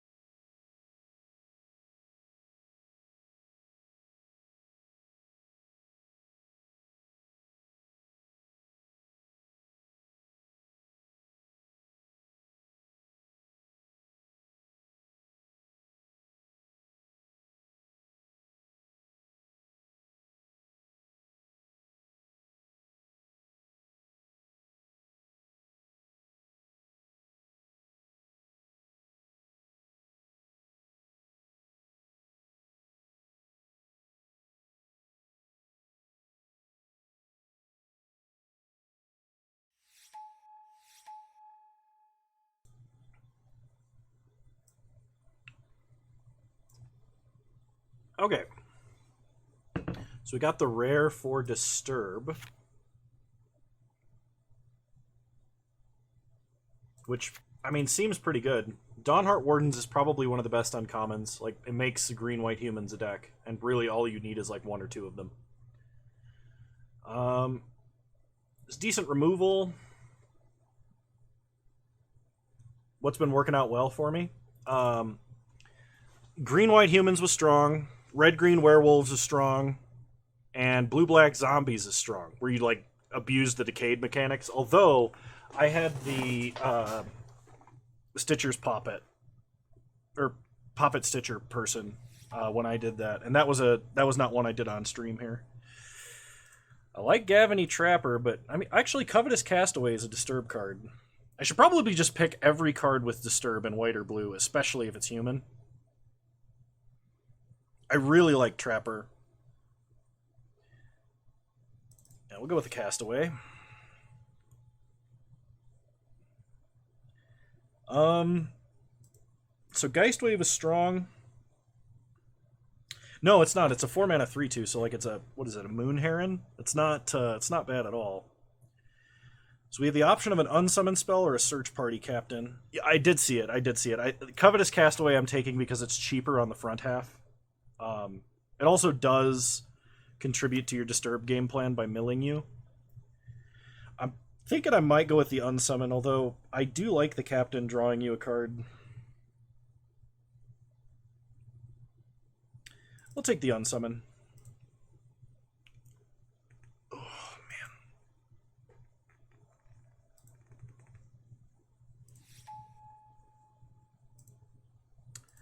man. I think we gotta go with Consider here. Gavany Trapper is actually really strong.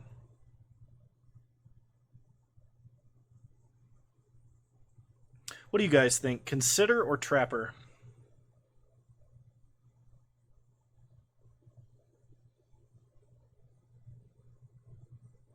Captain's good with... Oh, yeah. No, for sure. He really is. I think I'm going to go with the Trapper because repeatable tap value just seems too good to pass up. Like, the cantrip's fine, and, you know, we can get double value if we dump a Disturb card into the grave, but...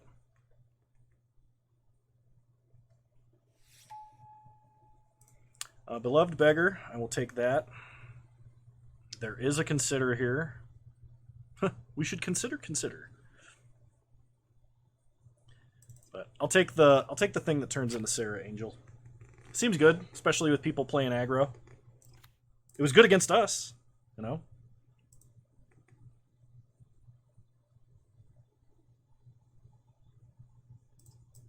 Oh, this guy has lifelink on the front half. That's also good. So what are we looking for? We're looking for unsummons. We're looking for powerful white and blue cards. Astral Archmage. If it is neither day nor night, it becomes day. Instants and sorcery spells you cast cost X less. Whenever night becomes day or day becomes night, put a 1/1 counter on him. That doesn't seem that bad at all, really. I mean, I could splash red for him, right? I wonder if it's more likely if I'd splash... I probably would be more likely to splash red than I would be to splash green, although there is some good green-white humans. Ritual Guardian is the safe pick. I'm going to take the rare. I may not end up playing this guy, but Ritual Guardian just being a 3-mana 3/2 I don't think is strong enough. Like, him having lifelink on occasion can really help break combat math and stuff in your favor, but...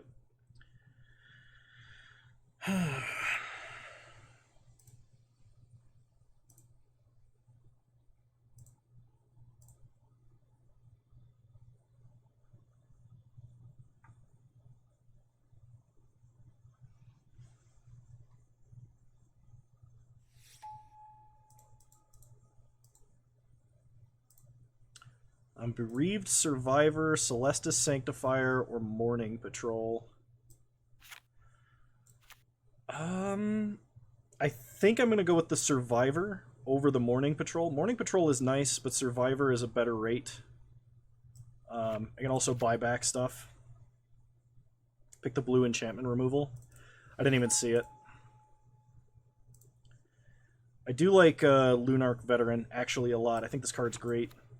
White appears to be wide open because there's 5 white cards going late in this pack, so hopefully that remains the case. Dualcraft Trainer, Dawnheart Wardens. I'm going to take the Trainer because he's mono white, but if I see another Wardens and it's going late, I'll take it. I don't mind playing Bant.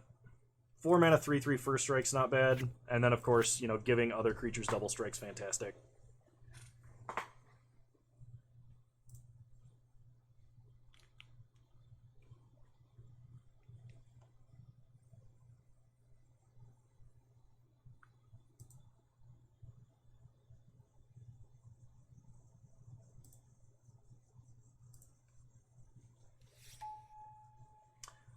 Gale Drifter came all the way around, or Search Party Captain. Do I want a 4 mana 3/2 flyer? Or do I want a Search Party Captain? There's a lot of captains going around, and I feel like blue is getting picked higher than white. So I'm going to take the Drifter. I think I'd rather have the flyer most of the time. Hey, look, a captain.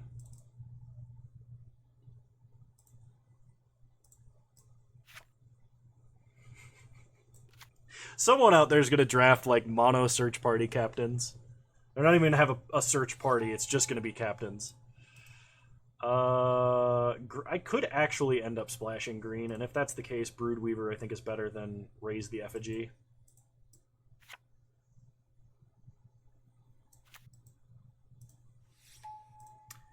Join the Dance. I'll put that in the sideboard as well. Thraben Exorcism. And Morning Patrol came all the way around. So white is wide open. Absolutely wide open.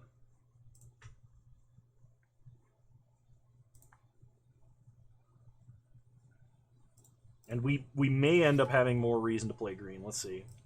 Galvanic Iteration. When you cast your next instant or sorcery spell this turn, copy that spell. You may choose new targets for the copy. And it has flashback. This is not going to be a Delver of Secrets deck. Almost 100%. Candlelit Cavalry is not bad. Celestus Sanctifier is also not bad. Geist Wave might be the best card in this pack for us. Or consider, maybe. I like Iteration. I think Iteration's strong, but we don't have any like good removal it's good with or anything, and we may not be playing red. I think I'm just going to take the Consider, because I got to thinking about it, and Consider really helps you double spell super easily. I'm going to take the Consider. Let's see. Candle Trap, Flip the Switch, Outland Liberator, Otherworldly Gaze. Otherworldly Gaze does not net you a card. It just manipulates your top deck. Although, we could put Disturb cards into our graveyard. That's kind of like card advantage. I think we just take Candle Trap. It's like pseudo removal. It still allows them to block. It's got Ghostly Possession vibes.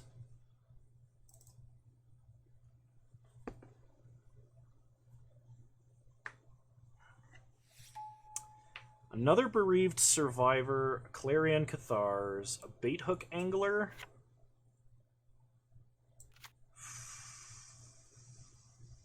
This is a common, this is an uncommon. And this has synergy with what we're doing, because we're going to be like...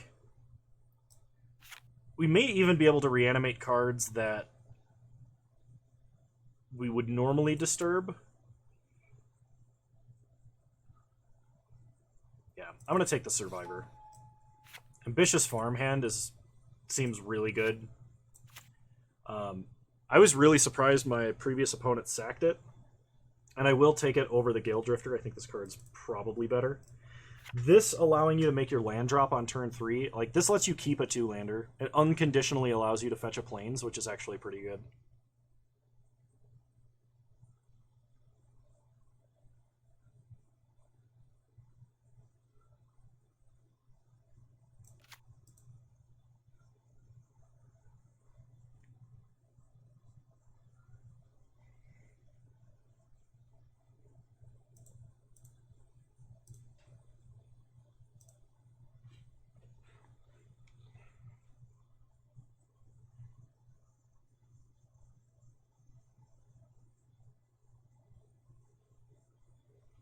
What's taking this next card so long?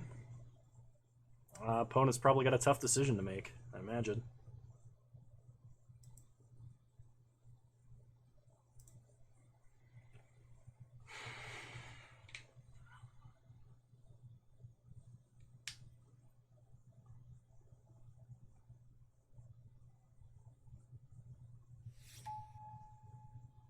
Arcane Infusion.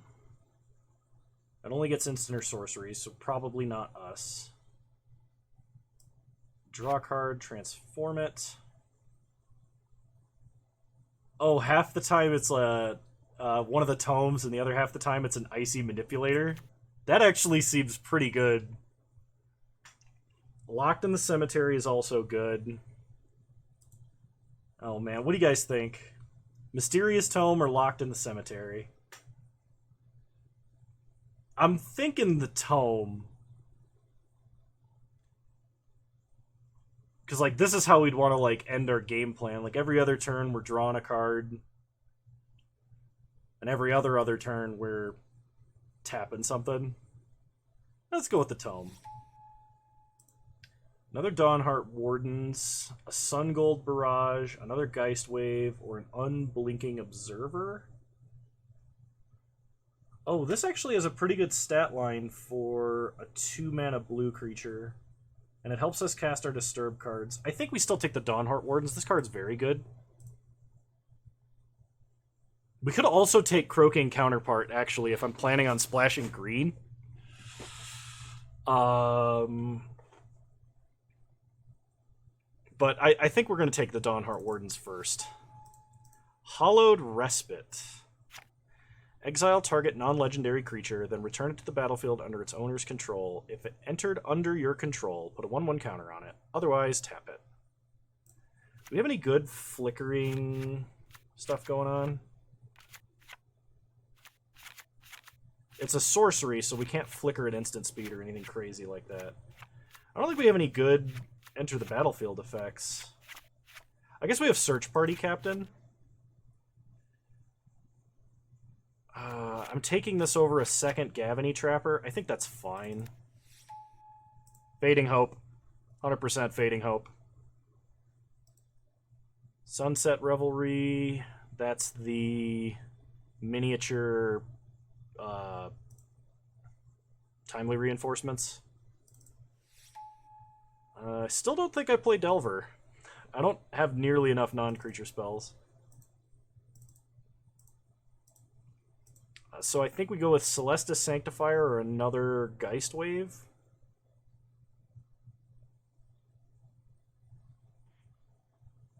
I think I'm going to go with the Geist Wave. I have so many creatures. Otherworldly Gaze I'll put in the sideboard. Bait Hook Angler or Clarion Cathars. Or Component Collector? We'll take the Bait Hook Angler. Just a random Disturb card. Gale Drifter came all the way around. I like Revenge of the Drowned. It's good in the blue-black deck, but... Might of the Old Ways. Probably not playing it. It's possible, though. We'll take the Unblinking Observer. Look at that! We already have 24 cards that fit in our deck. Multiple rares, too.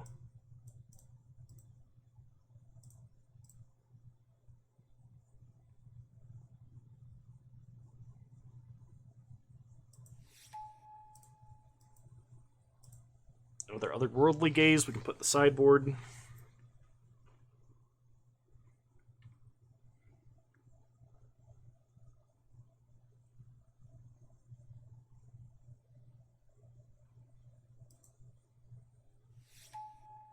Fateful Absence.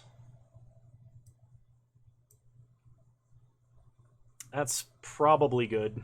Just 2 mana, destroy a creature, and they get a clue. I think in Limited, Rite of Oblivion is actually stronger. The problem is I'm not playing black at all. Oh, like, not even remotely planning on it. So we'll just take the rare removal spell. Whoa, what do you do? Sun Gold Sentinel is a 2 mana 3/2, so it's an excellent rate. When it enters a battlefield or attacks, you can exile a card from a graveyard. That seems good. Choose a color. It gains hexproof from that color until end of turn and can't be blocked by creatures of that color until end of turn. Activate only if you have Covet. That seems really good.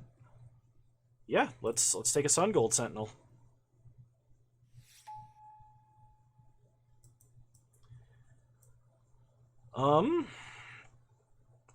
So we have a Scob Wrangler, a Secrets of the Key, Clarion Cathars, or another Geist Wave. Let's take the Scob Wrangler, because like the random tapper is probably going to be pretty good. If we get to a board stall, this will let us break it. Otherwise, it's just like a 2-mana 2/1 that fits in our game plan.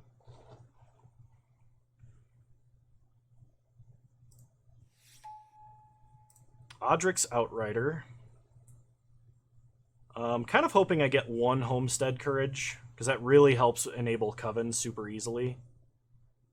But Odric's Outrider is great, especially if we're going wide and just attacking with a bunch of random dorks.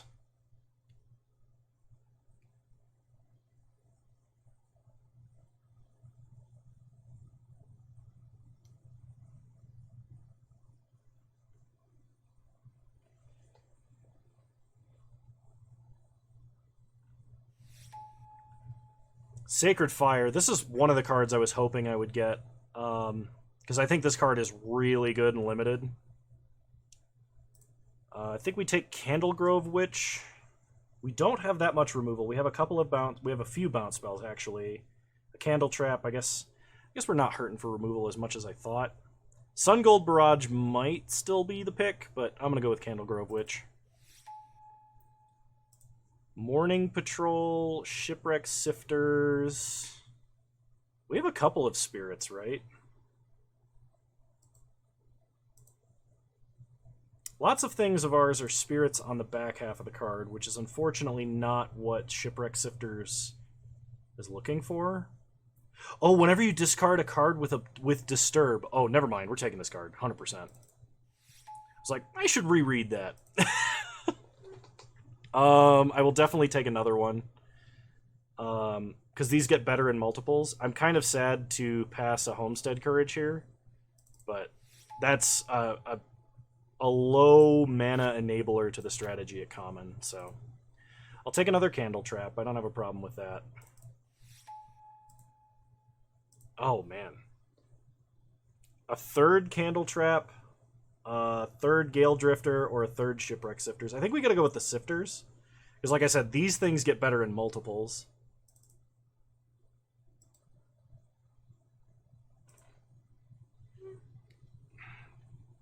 Now this deck just like exploded in power level. Revenge of the Drowned, Vivisection, or Unblinking Observer. I don't know that I'm playing any of these. I might want this Revenge of the Drowned. I think I'd take another Geist Wave here. Could be a Clarion Cathars. Stormrider Spirit's also not bad, just a flyer, but lots of our stuff has flying when we disturb it. Yeah, I'm going to take the bounce spell. Homestead Courage came all the way around. Fantastic.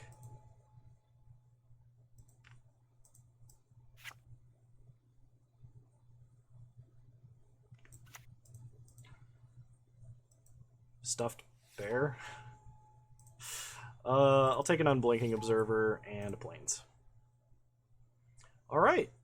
Another draft where we identified the open lane and have like 36 playable cards.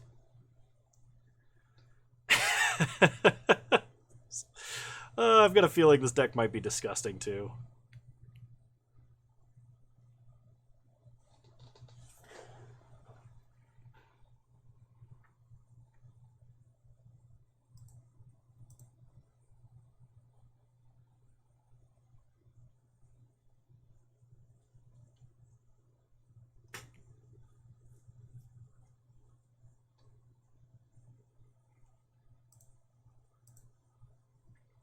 Alright, let's go ahead and group creatures separately. I think we can go ahead and cut green. We're not gaining too much benefit by playing it, and we're going to make our mana way more inconsistent if we do. Shipwreck Sifters are definitely staying in the deck. Like, they even synergize with Bereaved Survivor. That just seems real good. Probably I'm not playing all these Geist Waves. We can cut down to just one for now. Mysterious Tome seems like a lot of value. So I'm going to keep that. Search Party Captain actually looks kind of bad.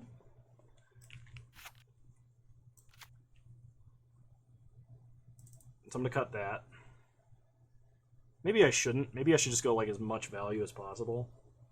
I don't think we need Consider at all.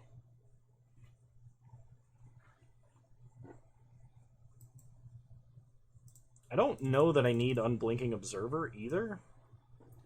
Like, yeah, it helps me cast Disturb cards, and Disturb costs are higher. But, like,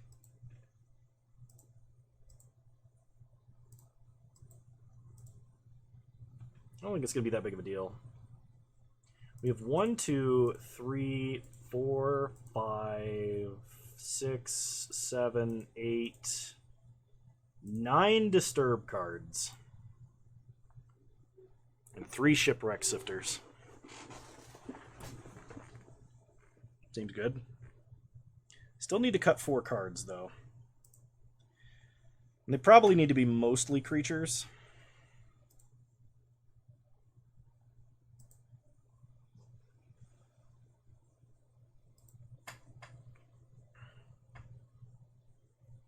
So flicker a creature. Oh, Hallowed Respite's actually pretty good with Shipwreck Sifters. Because we can loot again, and it can enter with a 1/1 counter. That's not bad.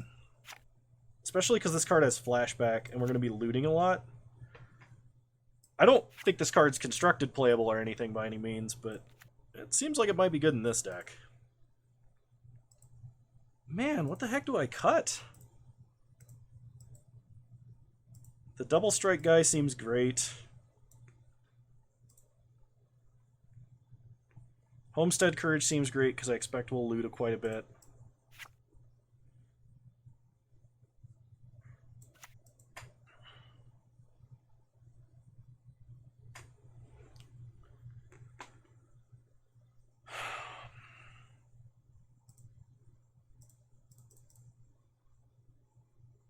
I'm going to cut the bounce spell entirely.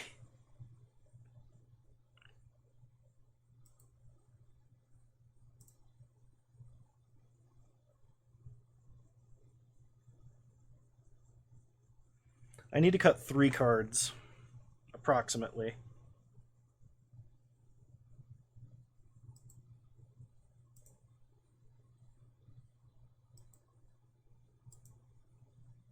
I think I'm going to cut the Wrangler.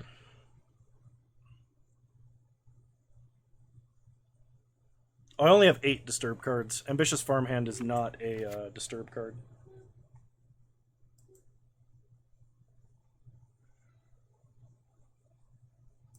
Like, I'm thinking about cutting this Tome, because I feel like the rest of the deck is going to be mana intensive enough. But, like, this seems really strong.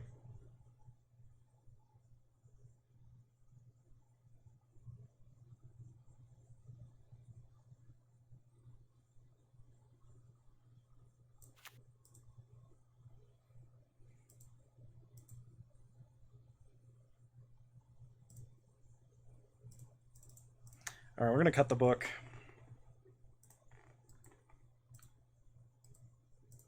Alright, I'm done activating my brain.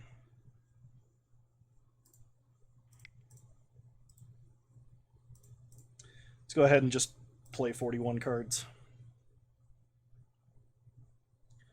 Alright, I need to take a quick bio break. I'll be right back.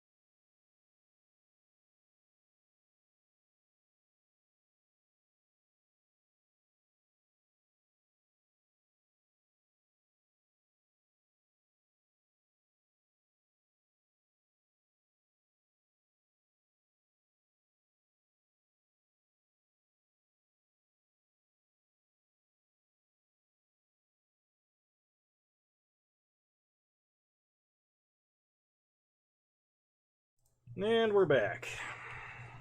Alright. Oh, I should have restarted the client. Hang on. I still gotta restart the client really fast.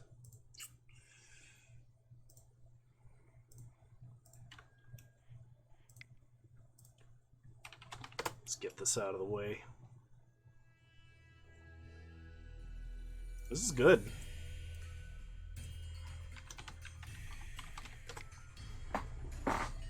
I'm enjoying myself streaming here far more than usual, and I don't feel fatigued from streaming yesterday. It was really good.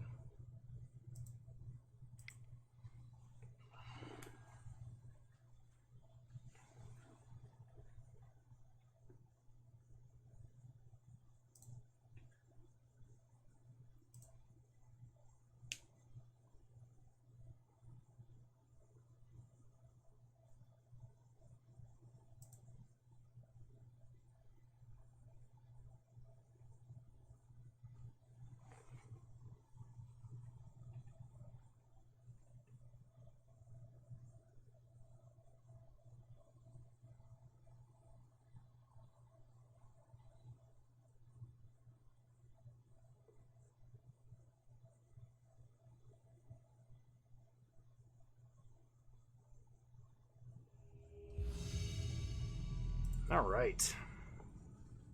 Round one, here we go. We've lost the die roll. That feels unfortunate.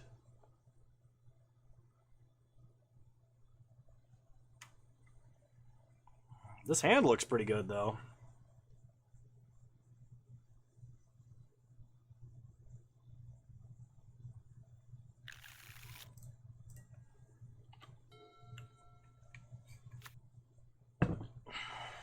Opponent leads on a mountain.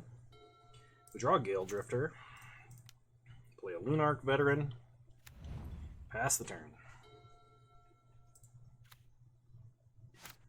Opponent plays an island. We draw a Beloved Beggar. So play an island. Play a Shipwreck Sifters. Gain a life. Go ahead and loot. Trying to find a land. Let's ditch Beloved Beggar. Counter on Shipwreck Sifters. Go to combat and attack for 1.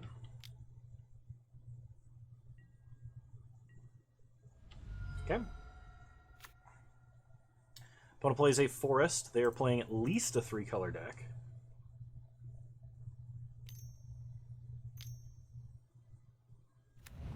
And they play a Pestilent Wolf.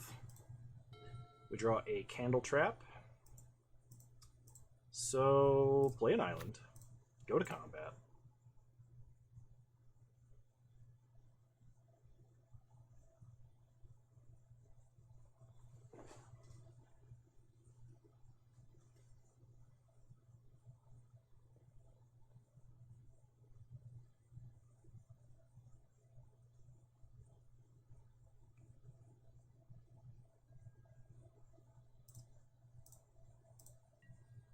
Attack for 2. Opponent no blocks. They take 2. And we'll go ahead and play a Morning Patrol. Gain a life. I just realized this only prevents damage dealt by the enchanted creature, not dealt to the enchanted creature. That's actually a huge upgrade from the like pacifism aura effects that, or the ghostly possession effects that white normally gets. Famished Foragers. We have not lost life this turn, so they don't get the mana. That does seem like a pretty good Candle Trap target. We untap. We draw a Gavany Trapper. I'm going to go ahead with the Candle Trap here. Go to combat. Attack for 4. We are kind of hoping to draw another Plains. Opponent blocks. They take 2. They can discard and draw if they want to cycle through their deck. They still have access to that ability. We can't exile this creature. We don't have Coven yet. Opponent plays a Geistflame Reservoir. Makes it night. And attacks for 3. So I'm going to go ahead and trade. I don't want them drawing a card. We untap. We draw planes. So play planes. Go to combat. And let's go ahead and attack for 3. And I think we play a Gale Drifter this turn. I was thinking about Bereaved Survivor and Gavany Trapper, but...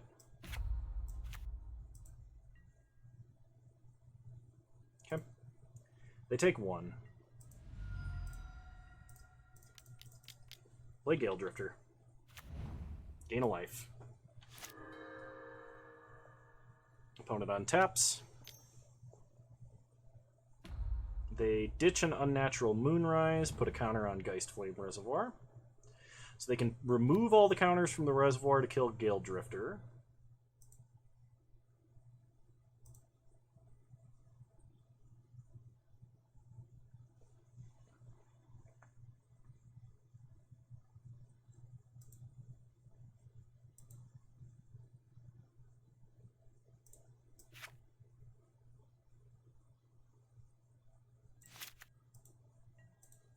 We draw an island. So go to combat. Attack with everybody.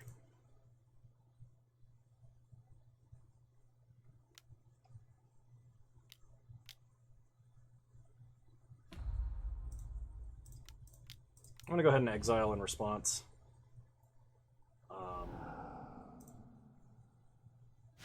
I just realized I should probably have done that to begin with. Play an island and play a trapper.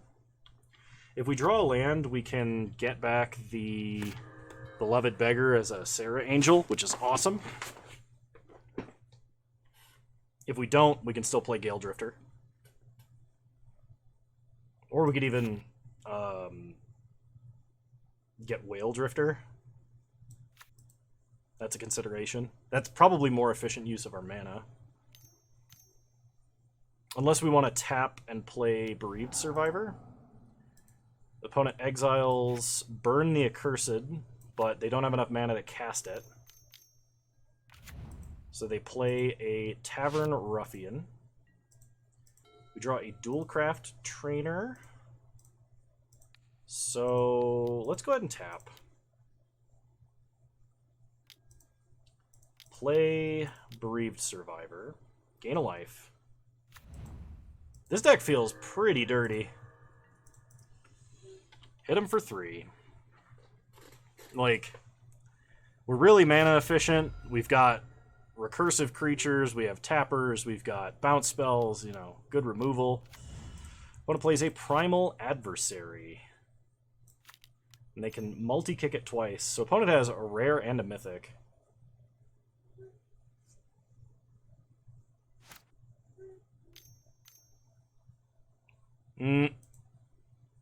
They just control Z'd out of the multi-kick trigger.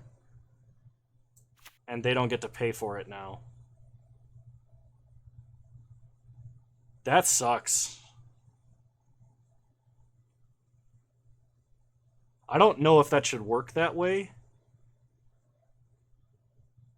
But Moto Interface definitely decreased their power level by like 5 orders of magnitude. So we draw an island. Let's get our incredibly powerful Generous Soul, which puts them on a 2-turn clock. We also gain a life. Pass the turn.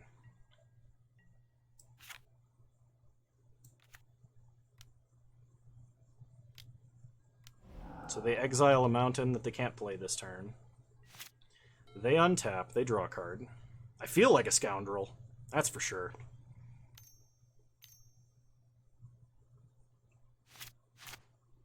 They might flashback Unnatural Moonrise here to get a ping on something.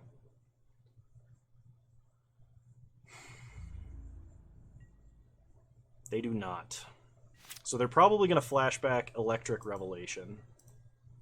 We draw an island. So go to combat. Attack with Generous Soul.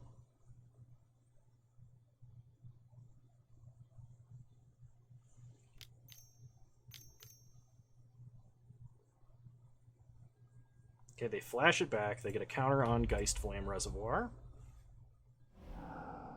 They draw some cards. So they discarded a forest as part of that cost. We hit them for 4 and take them to 4. Play Gale Drifter. Play an island, pass the turn. So we have access to tap their best guy at the beginning of combat.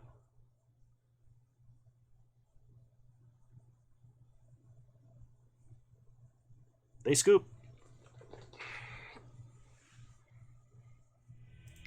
Now this deck does feel really dirty. Like, that was just nasty. I actually may want Thraben Exorcism in this deck. Spirit, Creature with Disturb, or Enchantment. No, I thought that hit artifacts for some reason.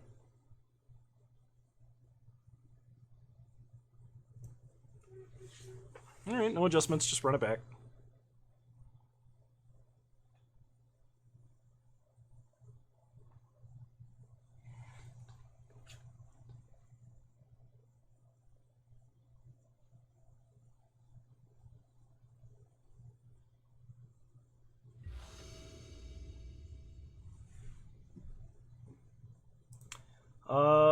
Oh man, if we had white mana, this hand would be great, but we don't, so we have to mulligan.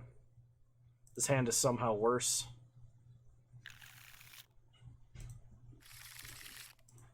Alright. Put back an island and a plains. I may not lead on Lunarch Veteran. It kind of depends on what we draw for a first draw. Opponent leads on a forest. We draw Candle Trap. Okay. I'm going to actually ditch this Lunarch Veteran to Shipwreck Sifters. Just so I get the extra power and toughness, because I think that's going to matter a lot. Opponent plays a Mountain into a Pestilent Wolf. We draw Gavany Trapper. That doesn't really change what I'm doing this turn. Play the Sifter. Draw and then ditch the Lunarch Veteran. Unless I draw a worse card with Disturb. The Lunarch Veteran is castable.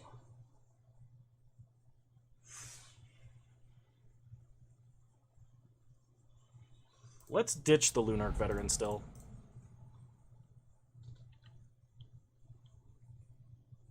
Morning Patrol is one of the cards with the, when you disturb it, the body is actually way worse, but it has flying.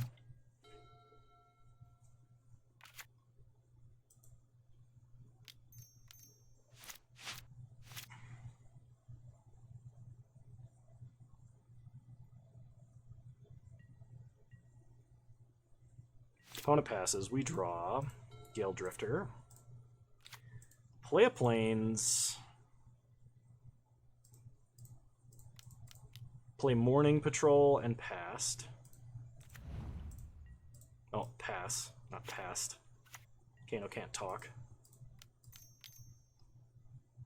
Opponent's going to do his discard and draw thing.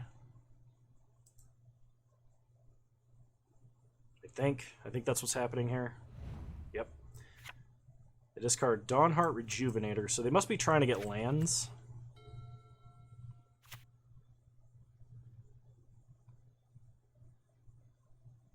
They play a forest. They may leave up the Death Touch this turn. If they do, we can Candle Trap them.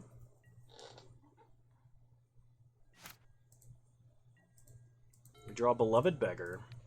Okay. So let's Candle Trap the Wolf. Go to combat. Attack for 4.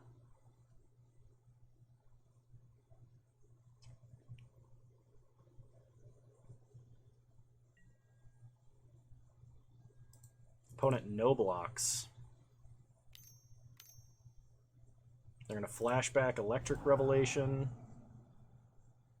and take 4. So let's play the Trapper this turn.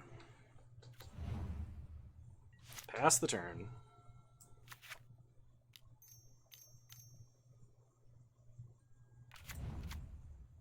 They play a Tireless Hauler. Okay. We untap and draw another Shipwreck Sifters. So we are going to play that, hoping to draw a land. Did not draw a land. That is unfortunate. So we're going to ditch Beloved Beggar, spread the counters around, pass the turn. So they're going to hit us for 4, I think. They play a land.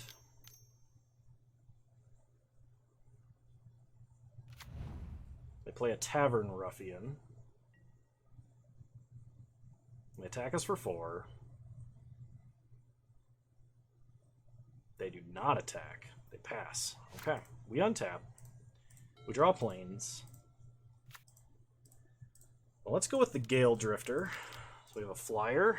Let's start pressuring our opponent. Pass the turn.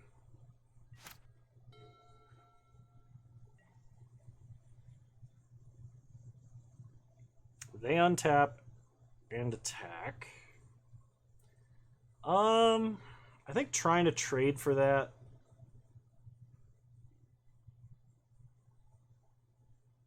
is probably a bad idea. Alright, they don't attack. They let their guys flip. So, go to combat.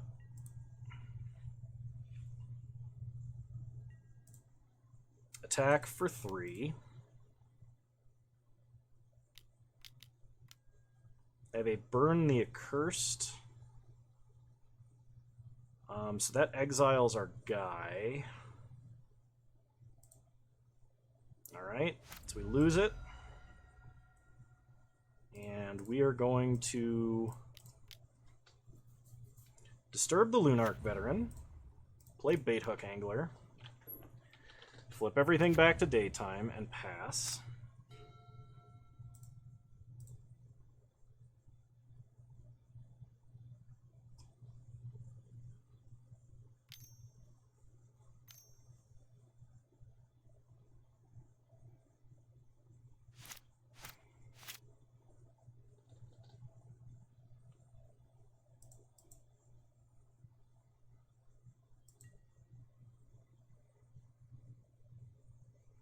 They attack us for 4. Have fun, Recall. Thanks for stopping in. We take 4. We draw Bereaved Survivor. So, go to combat.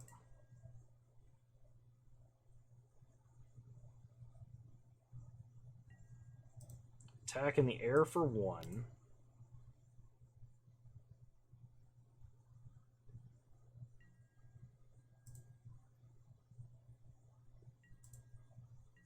And pass.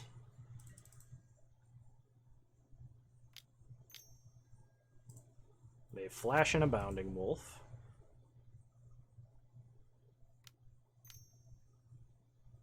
Now what are they doing? They're going to flip their own guys back?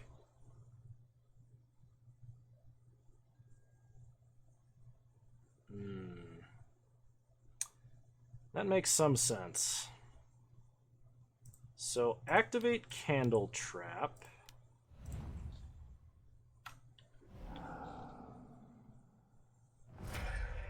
We gain a life.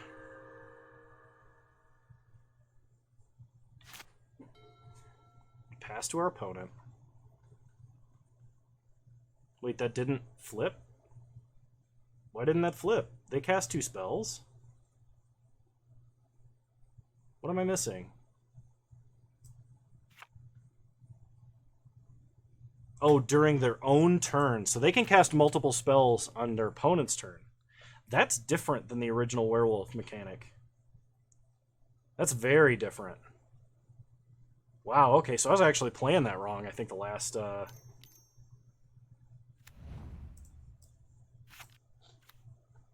time. We untap and we draw planes.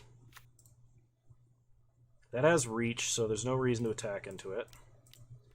Play a bereaved survivor. Pass the turn.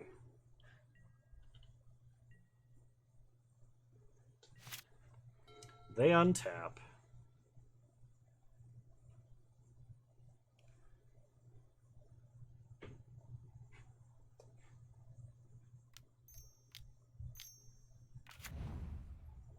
They play a Famished Foragers. And they don't attack. We untap and draw Sungold Sentinel.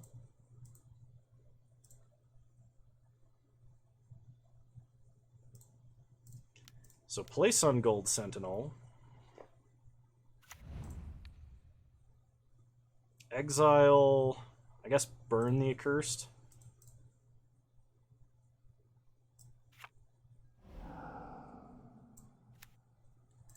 Then play another Bereaved Survivor. And flip everything back.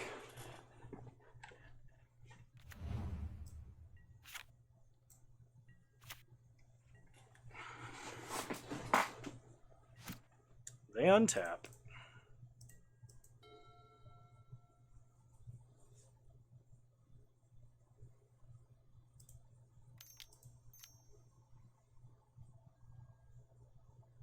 They ditch a land to Famished Foragers.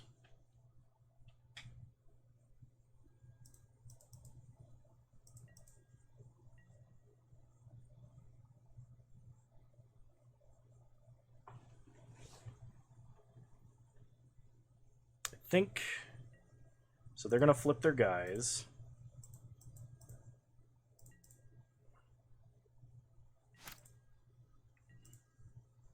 We draw an island. So play an island.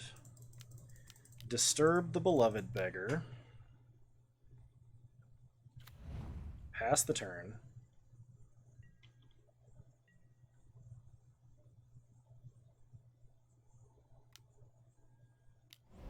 Opponent plummets. It gets exiled, so it doesn't flip our Bereaved Survivors. They kill the Sungold Sentinel while we're tapped out. That's pretty good. Okay. So we get our Dauntless Avengers, which we will be attacking with both of next turn.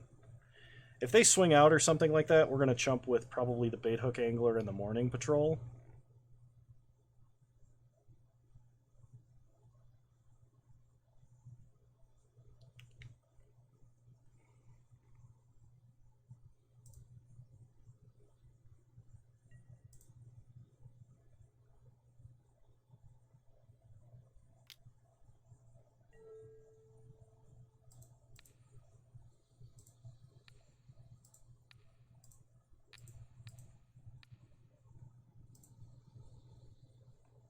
Okay.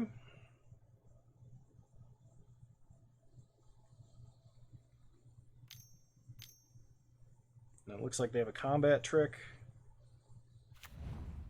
They do. Okay, that is unfortunate. We gain a bunch of life, though.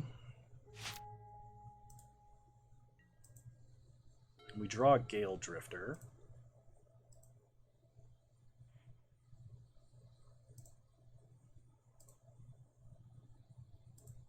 They don't have their guy with reach, so we can attack with Luminous Phantom. So let's disturb Hook Haunt Drifter. Go to combat. Attack, attack, attack. Get back. Sungold Sentinel. and the Trapper, I think. I kind of wanted to get back the Shipwrecked Sifters.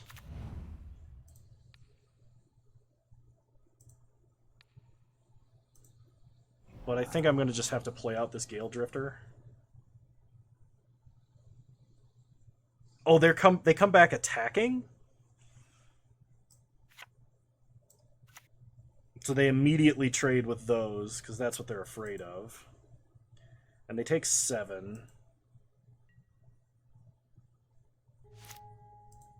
We gain some life. Then we play a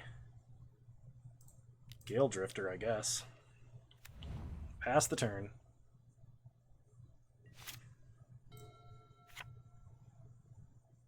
This can block ground creatures, that's worth noting. If they attack with anything less than lethal, we're just going to swing out. I think.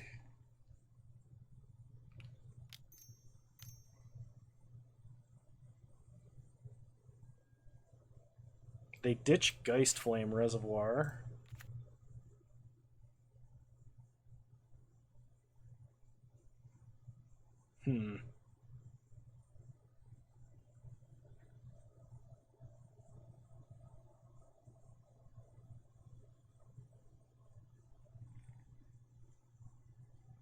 I think that means if we attack this time, we're also going to get back the Sifters and the Sun Gold Sentinel.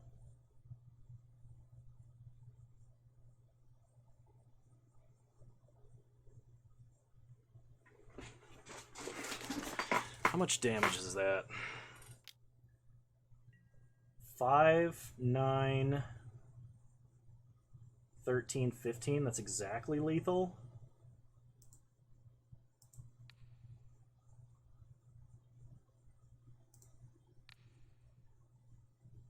So we can block like that, gain a life, go to 16, then take a bunch and go down to 6. So we untap, we draw a Covetous Castaway, and then go to combat.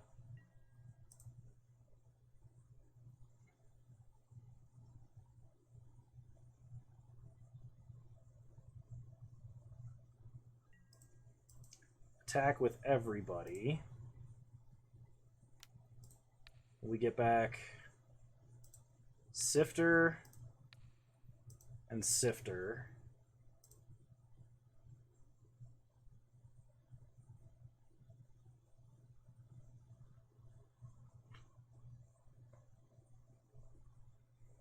Because we can look for an unsummon here or our premium removal spell.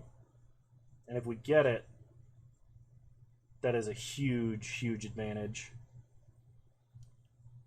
That's not good. That sounds like an audit incident, Sigma.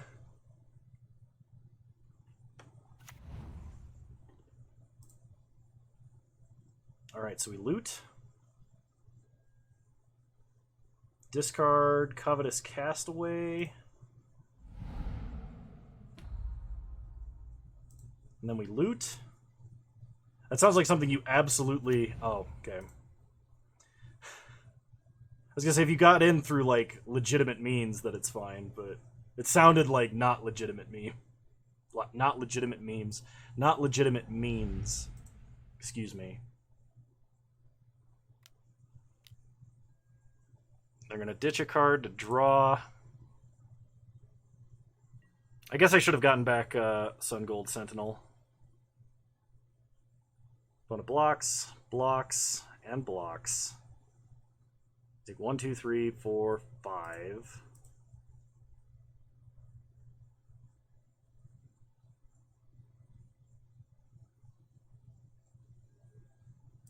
Okay.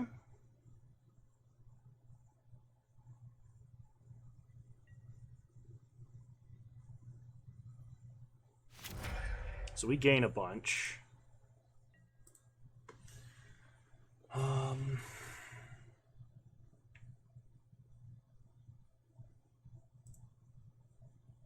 We can play a shipwreck sifters.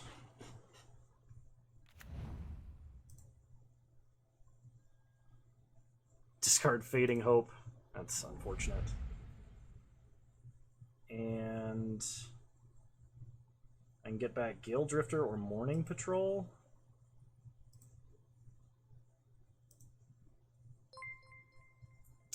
Halsey, thank you for resubscribing for 5 months. Much appreciated. You're a wonderful human being, and I appreciate the support. How's it going? Do I have anything that would be better to flicker?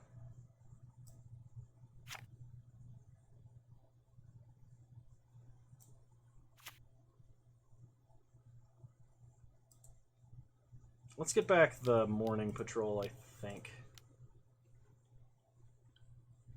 So this flips their werewolves back and gives us 2 blockers. Dang, dude. That's crazy.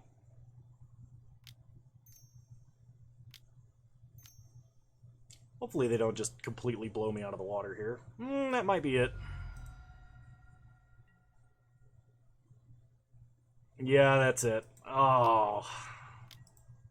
That was close. I might have actually had a way to win there. Do you know of any legal or tech issues? It depends. There could be legality stuff. I would check your company's policy specifically. I know since my my company deals with HIPAA, we're only allowed to connect to the VPN with like approved hardware. So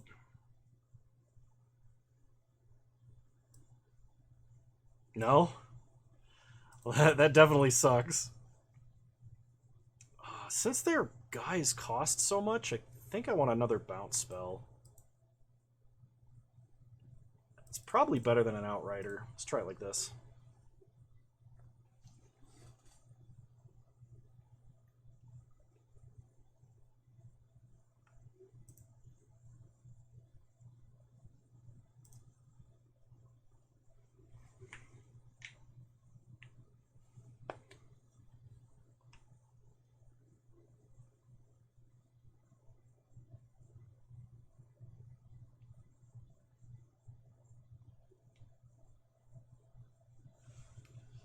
No werewolves? We just trophied with werewolves.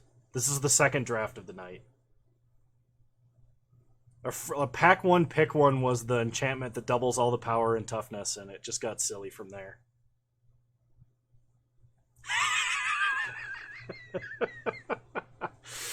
Yeah, you missed it.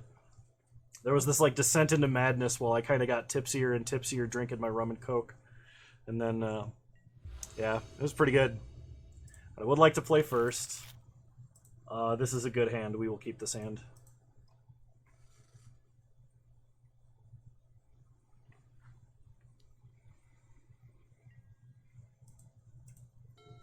So we're going to lead on a Trapper.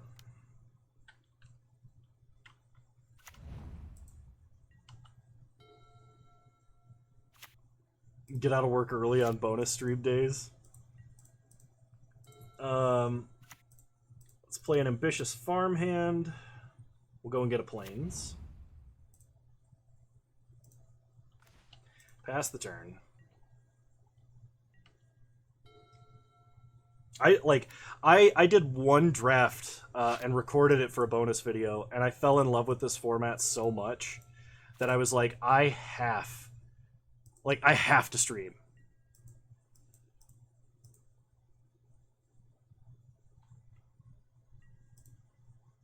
Congrats on the monkey. Do you need a barrel for him? I sold him immediately.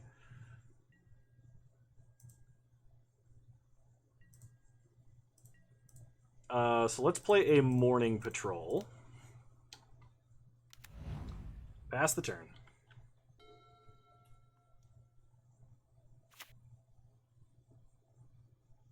Opponent plays a forest. We draw an island. Play plains. Let's go ahead and flip Ambitious Farmhand.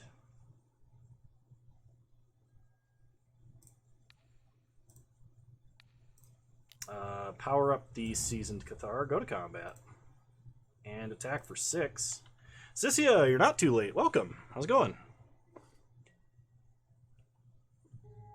Opponent is having a very, very sad time.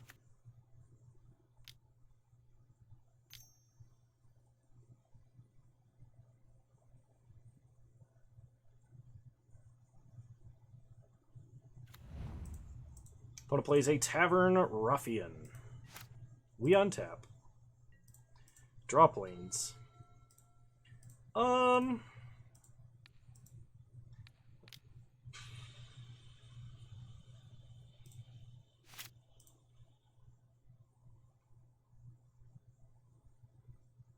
Yeah, we're gonna go ahead and tap the Ruffian, actually.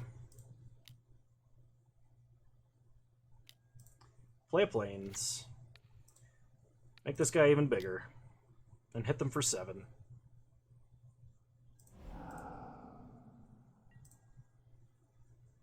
Oh, I love them. I think they look so sick. I think the swamp looks the best. I'm also partial to the forest. I actually like, I think, island the least of them, which is saying something.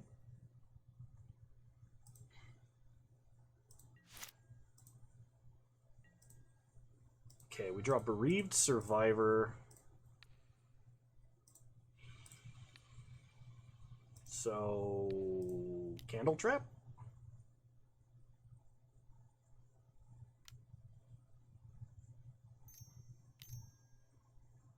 Oh, they kill our overpowered guy.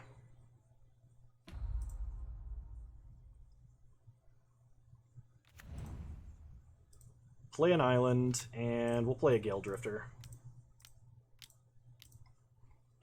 Pass the turn.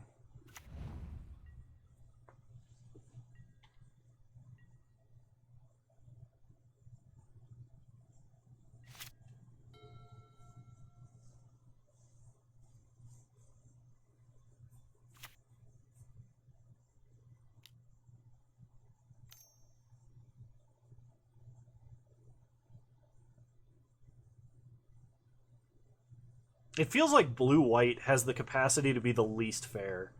Because, like, you have recursive guys, cheap flyers, and unsummons. Like, 1 and 2 mana unsummons, and the 1 mana unsummon can scry. So they had Flash, each creature enters the battlefield, or make 2 wolves. Okay, they make some wolf tokens. And they kill my flyer like a jerk. We untap. Draw an island. Play an island. Disturb. Whale Drifter.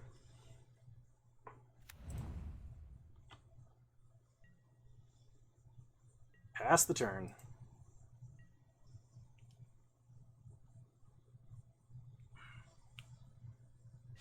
Oh, it ain't innocent.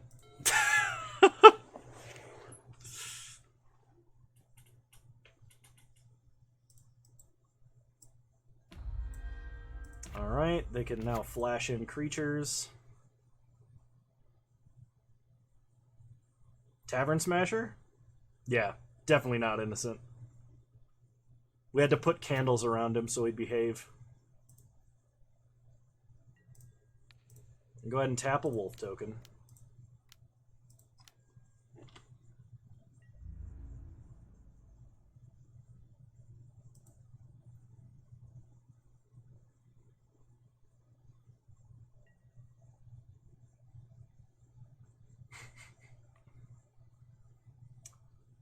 Alright, we untap. We draw a Shipwreck Sifters.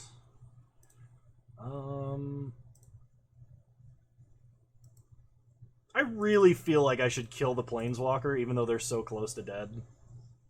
So go to combat.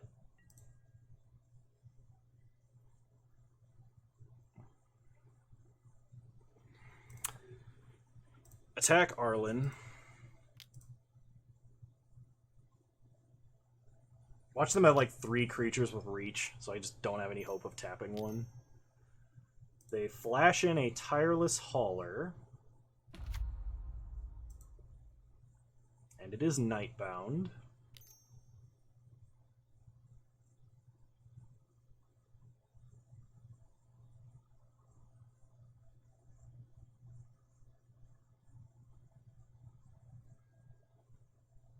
And they have a duel for dominance? Oh, and I don't have Coven! I didn't play a creature first! Wait. That would be dealt bot. Combat damage only? What? That's horse crap. Oh my god. Alright, well. I think we're completely screwed.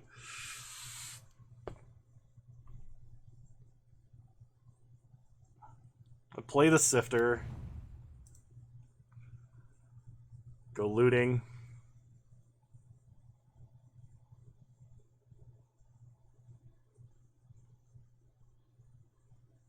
Really hope we top deck a Disturb card to put in the grave. That's kind of the... That's not. Alright. It does become day, yes. And we do have a tapping creature, so we can stop the Dire Strain Brawler. But they're going to get... They could potentially get more tokens off of Arlen, or have more flash tricks.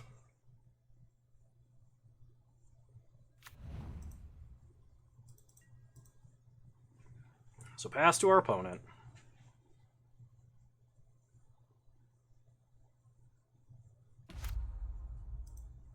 God, if I had just played the Shipwreck Sifters first, I could have saved my guy. But that's only if they still chose to fight with the Tavern Ruffian.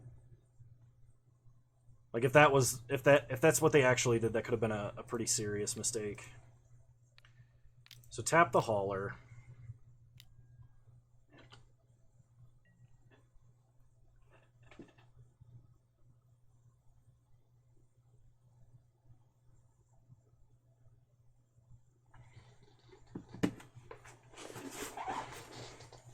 When the sun comes up, the spoopy wolves go away. That's true, they do.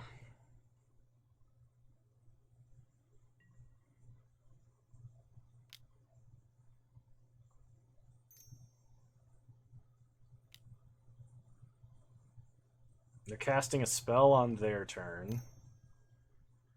Gosh, freaking, how many Burn the Accursed do they have? That card's really good. Alright, go to combat. I can't even Candle Trap! I need to Candle Trap. Pass.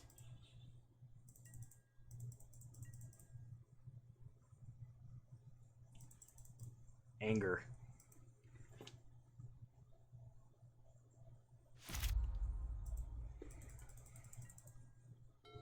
Opponent untaps. They make a big, hasty, trampling, legendary planeswalker. Indestructible. Wait a minute. She doesn't have the prevent all damage done that... I don't know if that works or not. Alright, so we are going to block here, because this gives us a flyer and allows us to flip the Bereaved Survivor. We're still at a ton of life.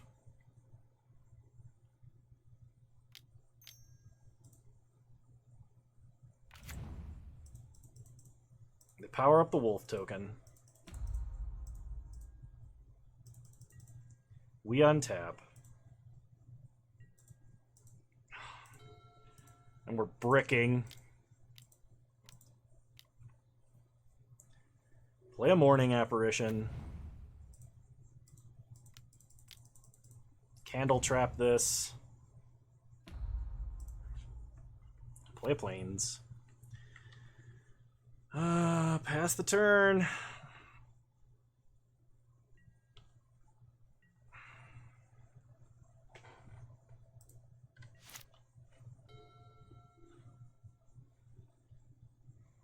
This is spooky and creepy at the same time. It's spoopy. They play a jack-o'-lantern.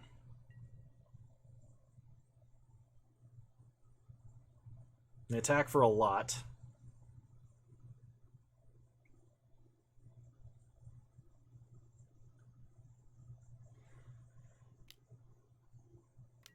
So we block here.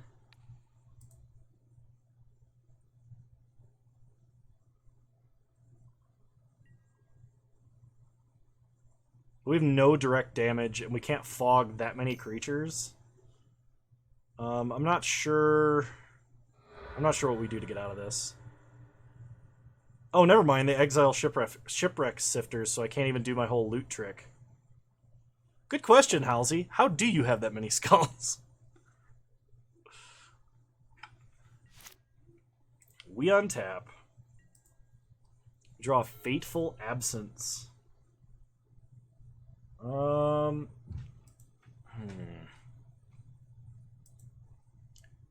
to combat.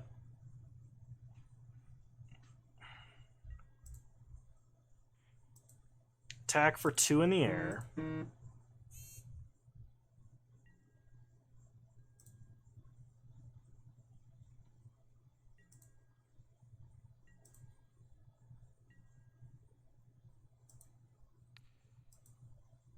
I think I have to kill Arland and block the 7/7.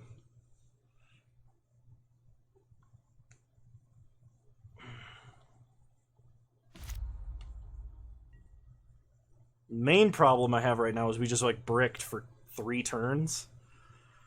We already had so many lands on the battlefield, just kept drawing them.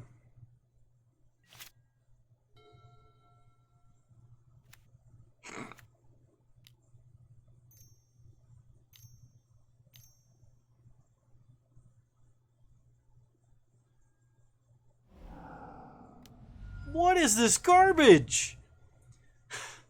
How do you have 3 burn the Accursed? Alright. Fine.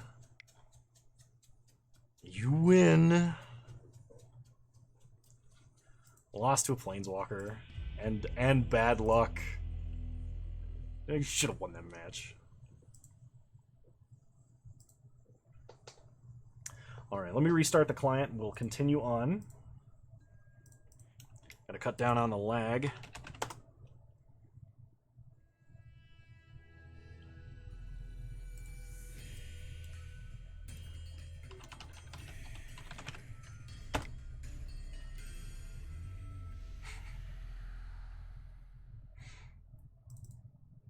He is a good boy.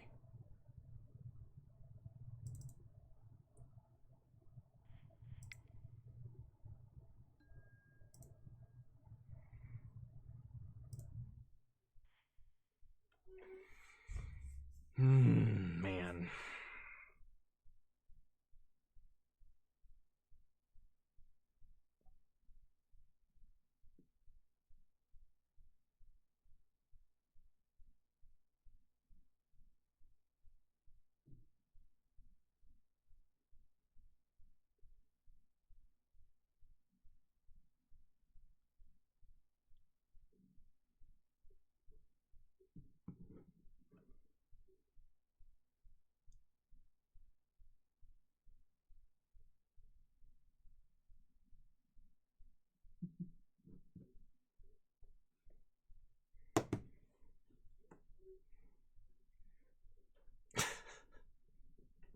Why do you have to get back into Standard?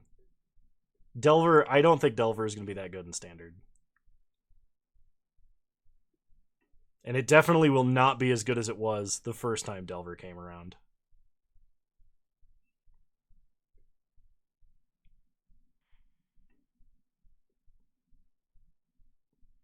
I mean, Emrakul warps biology. That's the whole shtick for that particular Eldrazi. I mean, like, Halsey, the last time it was in Standard, they had Ponder, Preordain, Probe, and Vapor Snag. Legal with Delver. I mean, the Preordain was only legal for like 2 weeks, but still, During that 2-week window, it was like the best possible deck. It was stronger in Standard than it was in Legacy. During that 2-week window. Stronger Standard in that 2-week window than it ever was strong in Legacy. I should clarify.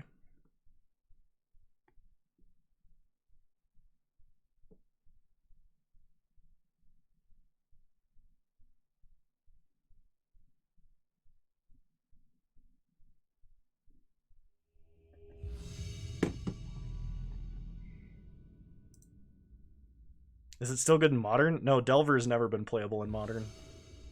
There's not enough top deck manipulation for Delver to have been good. Alright, yeah, we can keep this. Hopefully we draw a white source. Hey, D-Slayer, how's it going?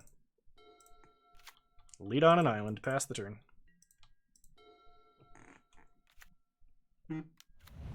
Put a plays 8 planes into a Lunarch Veteran. Play an island. Let's go ahead and play a Shipwreck Sifters. Been playing Sealed all day. Nice.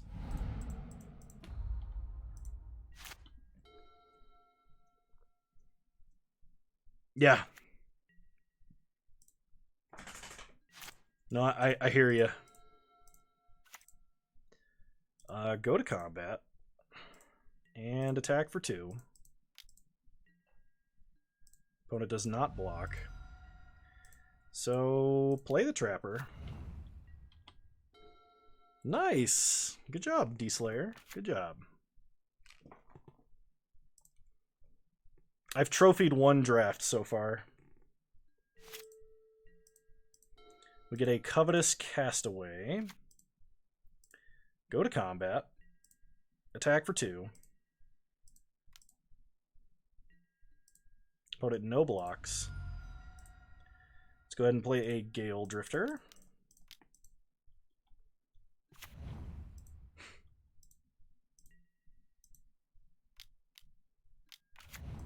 Opponent plays a Loyal Griff. It's a nice 3-mana 2/2 you got there. Opponent. D-Slayer's here. Yeah, D-Slayer Neff's in chat.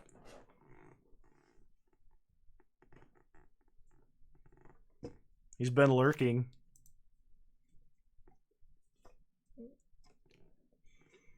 Oh, the gang's almost all here.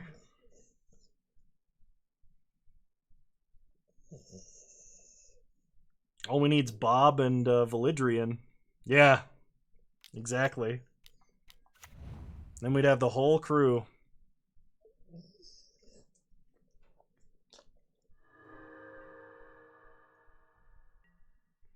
Dude, I've been playing it too. I love it. Oh, Pathfinder's a complex system, but I love it. We draw planes, so let's go ahead and Candle Trap the Griff, just so we don't have to deal with it. Just like get this out of the way immediately. Actually, go to combat, hit them for 3. I can play Covetous Castaway, leave up the tap, and Fateful Absence. Yeah, that's even better. Yeah, I've actually only played, like, only been in game for like 30 minutes on it. It's like cruel. I'm playing a monk, and I definitely didn't like min-max because I don't know Pathfinder's system that well. So like I did not make an optimum build by any means, but I kind of just wanted to like role play as Kenshiro, and so that's kind of what I'm doing right now.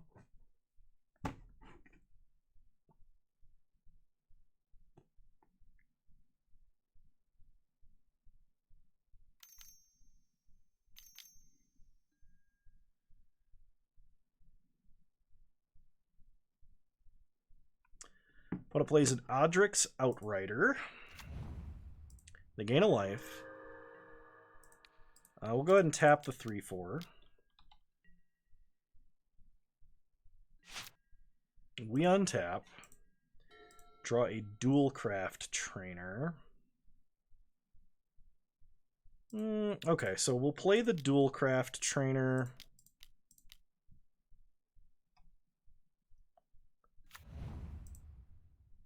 I want to go back and make a Necromancer.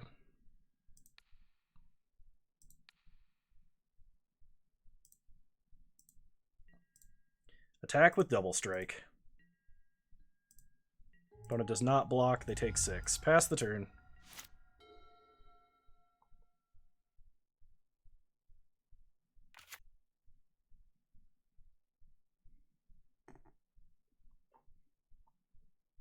I mean, like, I've had fun so far. You need the power of Jank. What makes you think my blessing is going to enable the power of Jank for you? Jank doesn't even listen to me. Yes, that is one of the few things I heard about it, and I was like, I don't want to look anything up yet. I want to get a little ways into the game to kind of understand what I'm doing, and then I'm going to go back and make my either, sorcerer or wizard evil character to do that.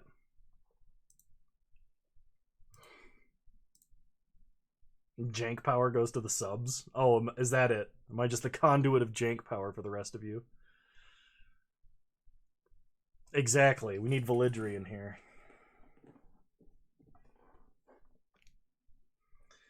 Oh man.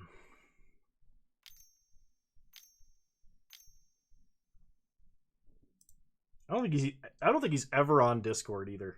No, he is. He's on Discord right now. Opponent plays a Cathar Commando. Kills our Candle Trap. You're playing a Blight Druid?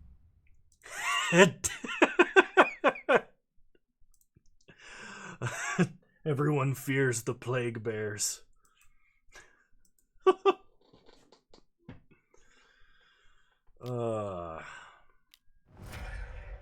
They fought the Duelcraft Trainer. How rude. They hit me for 8? Question mark. So we gotta chump. Yeah, we're gonna chump. We mill some cards. Untap. Draw an island.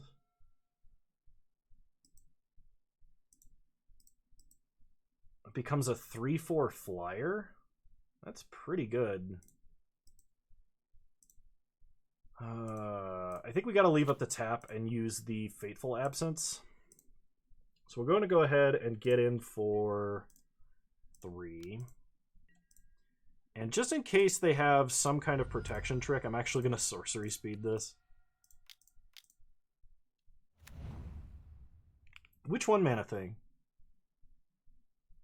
You talking about the lightning bolt? It's only a lightning bolt at night?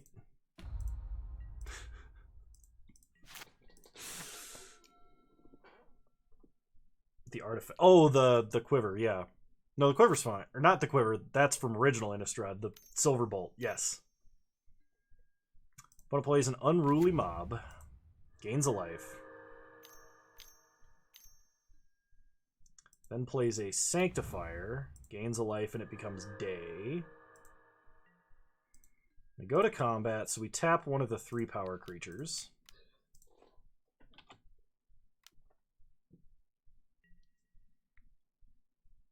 They attack us for 3, we take 3. Untap, we draw a Lunarch Veteran. So play the Veteran. Get the Covetous Castaway back.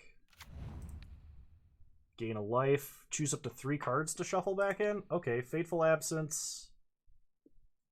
Duelcraft Trainer. And a Candle Trap. Nice. Potentially buying back 3 of our better cards.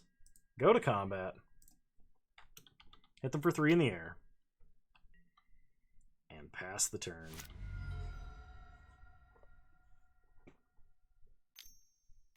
Opponent untaps, cracks a clue to draw.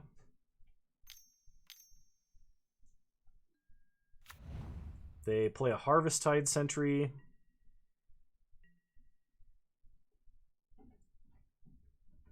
And then they attack.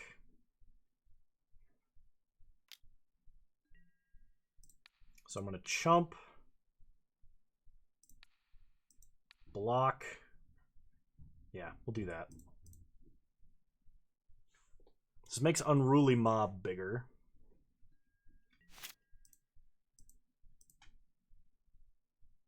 And they get to put a counter on something else.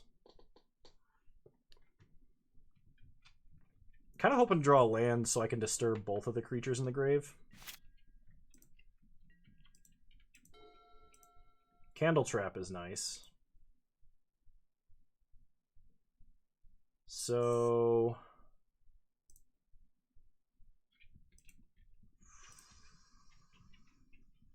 go to combat. Hit them for 6. They go to 2. Then we can get back the Lunarch guy. We can Candle Trap the Harvesttide Sentry, and we still have a tap. Perfect. 3-color. Play 3-color. Go Jeskai.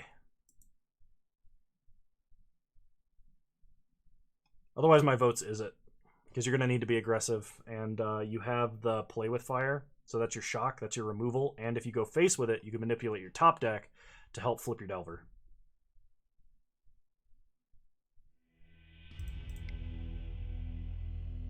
I don't know that you play Poppet Stitcher in that. Poppet Stitcher's a value card, not an aggressive card.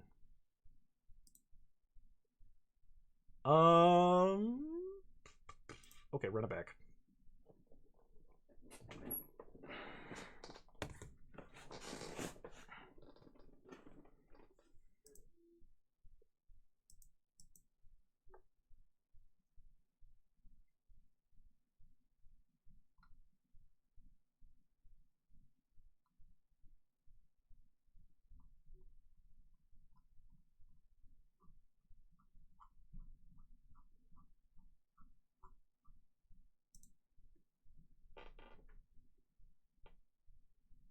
It's a payoff for your deck being loaded with sorceries and an alt win con. I mean, I guess.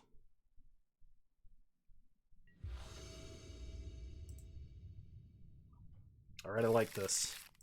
Keep.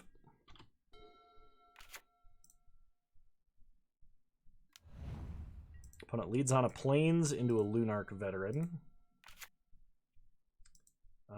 We'll play Plains. Pass the turn. Nice, good job, D-Slayer. They play a Candle Grove Witch. They hit us for 1. We untap. Draw Sun Gold Sentinel. New plan. Play Sun Gold Sentinel.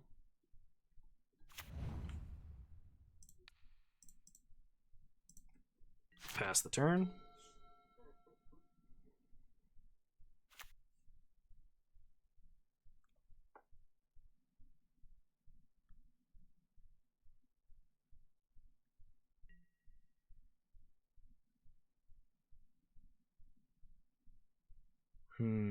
Suspicious. Take 1. We untap. Draw Shipwreck Sifters. Play an island.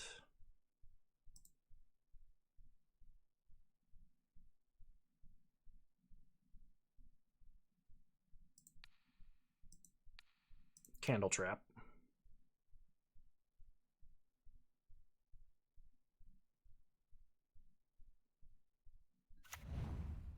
Go to combat. And attack for 3. Okay, no targets.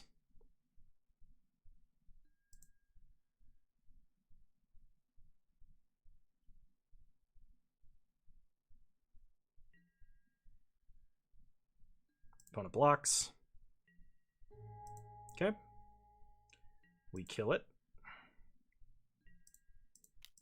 Play a Sifters. Come on, Disturb card. It is not a Disturb card. We're gonna ditch the Witch. Pass the turn. they're $40 on Arena because they can charge separately for them.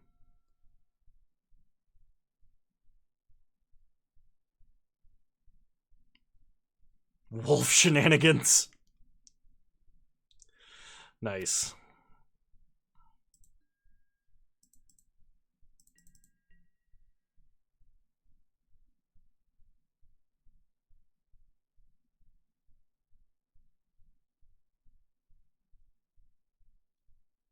You shouldn't have to buy them at all. Whatever. I mean, I guess it's just a skin, right? That's the least egregious thing they charge for.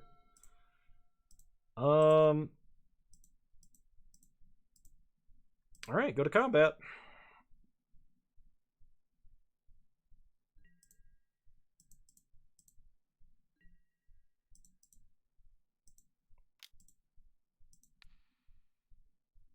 Exile my opponent's Candlegrove Witch from their grave.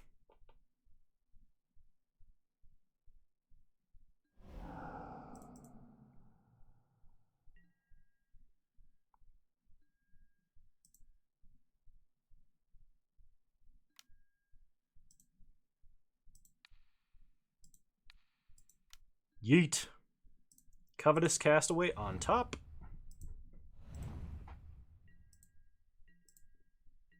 And then we play Shipwreck Sifters.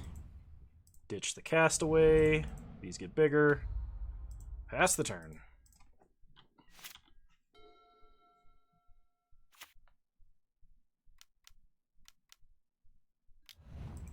Opponent plays a Tireless Hauler. More like Tireless Dead. Woo! Alright, go to combat. Hit him for 7.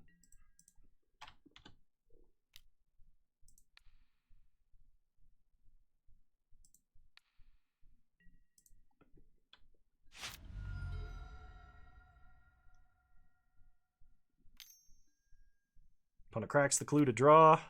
Plays Plains. Plays the Lunarch Veteran. Plays another Lunarch Veteran. We untap. Draw Plains. So, play a Sifters. Loot. Ditch Hollowed Respite, because it has flashback. Sun Gold Sentinel, say white.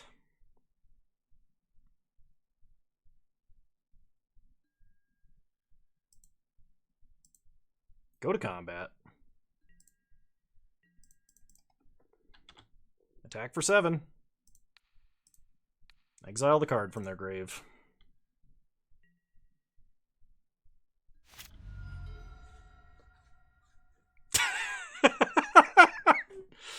Nice dick record.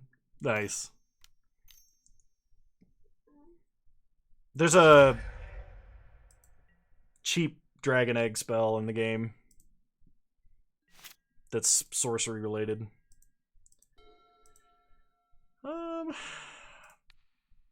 Alright, we're gonna flicker Shipwreck Sifters.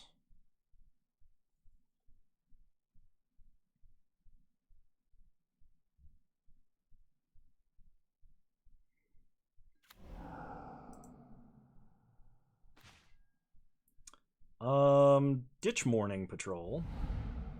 Counters everywhere. Go to combat.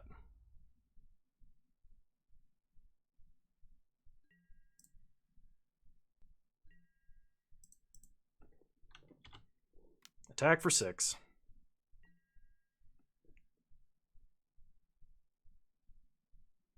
Opponent chumps.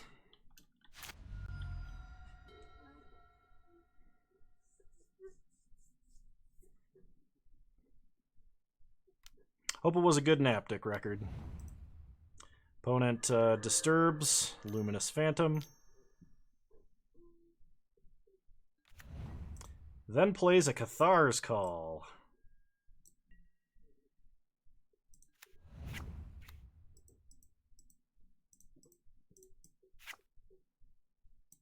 Alright, we untap. We draw an Ambitious Farmhand.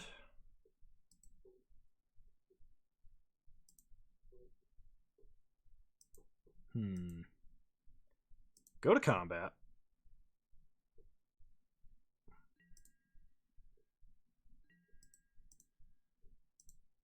Attack for 9.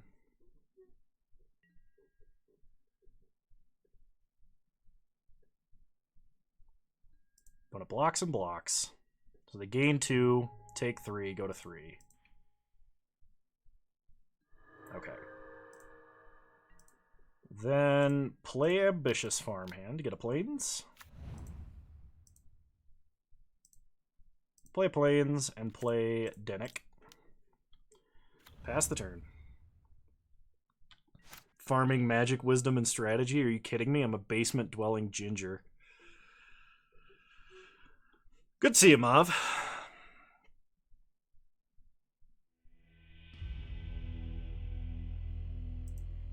We won the match. All right.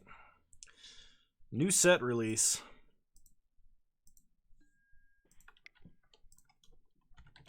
Let's restart the client here.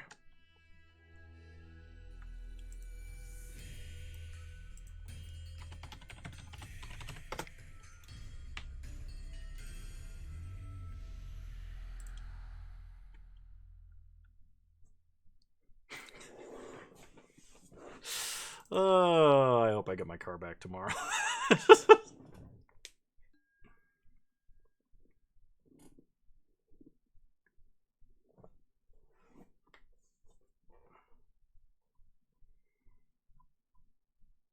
Oh, you'll get there, Halsey. You'll see enough of Constructed that you'll want to play Limited.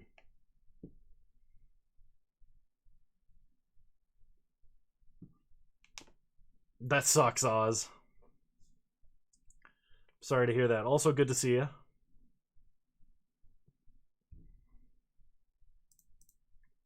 Lots of people have turned up today for the bonus stream I'm doing.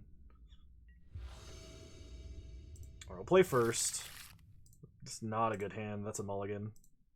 This is a good hand, though. I'm absolutely going to keep this. And I'm going to put back... I think it's the beggar. So we'll lead on the Trapper.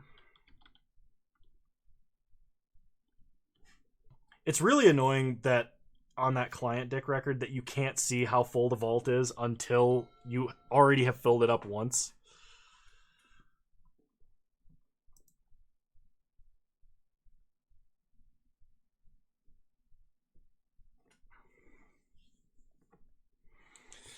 It's not my birthday, Oz.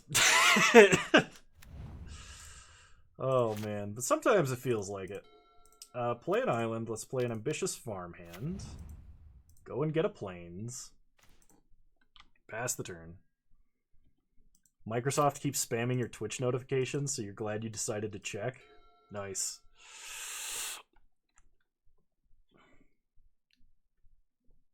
I wish I could show you guys what Porter's doing right now. He's up laying on the stairs. He looks so pitiful. He's got food and everything. He just wants me to be done soon. And don't worry, buddy, I will be. All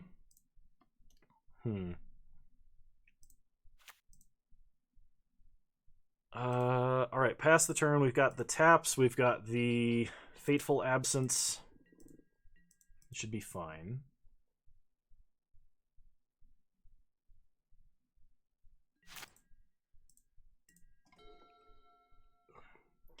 You know, they say you shouldn't do that, but I wouldn't know anything.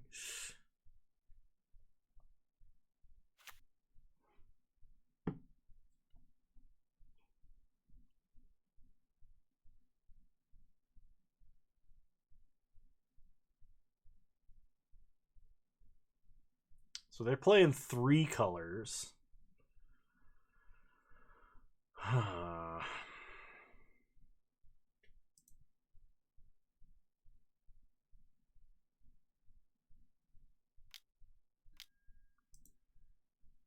And they play a Devoted Graph Keep. Okay. So they mill some cards. They got a Willow Geist too. Okay, that's pretty good.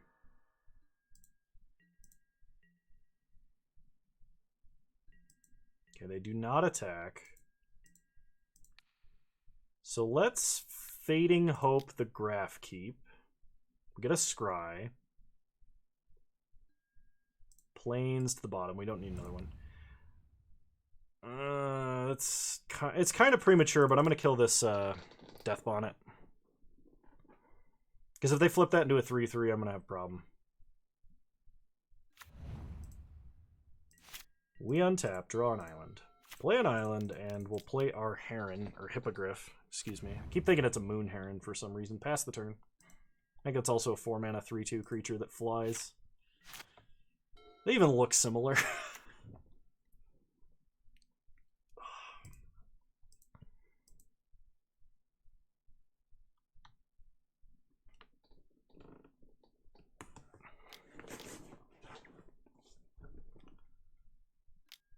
So opponent plays Overwhelmed Archivist.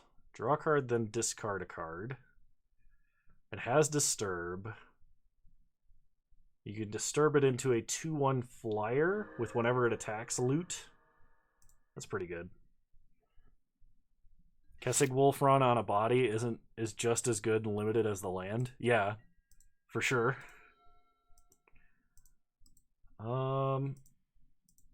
Alright, let's transform. Play a Plains.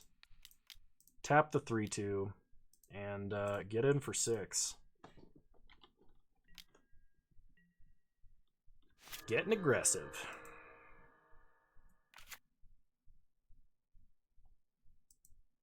Opponent finds a land.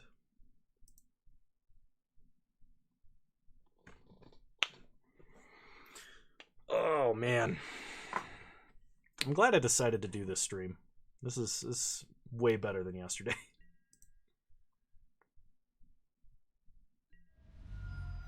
Because they can smell your fear, Halsey.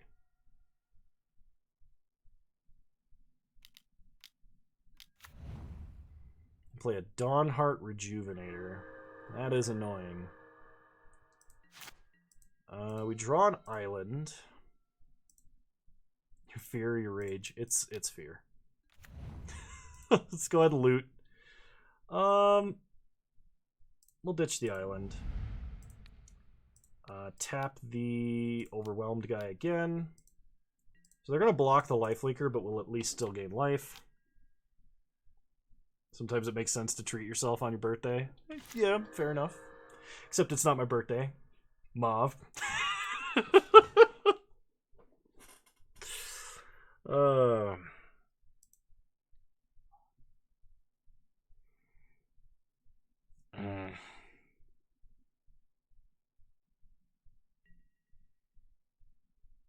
Opponent attacks for 5. No blocks.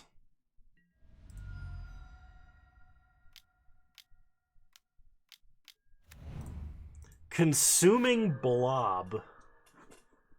A 5-mana 3/4 is equal to the number... Okay, so it's got the Goyf ability, but only for your graveyard. At the beginning of your end step, create a ooze creature with this creature's power is equal to the number... Oh my gosh. That's stupid. How the hell am I supposed to deal with that? Alright.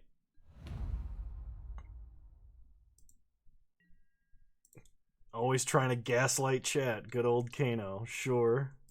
We can go supernatural monster hunting. That'd be fun. Vent my rage. Play Candle Grove Witch. Pass the turn. Oh.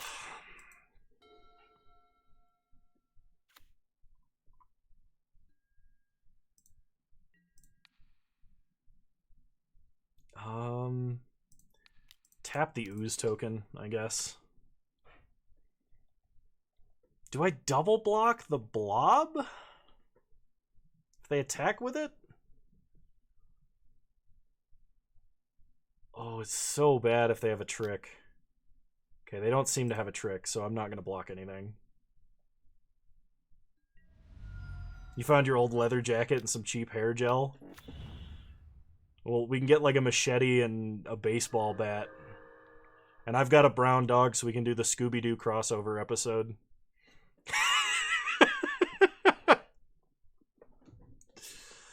Oh, man.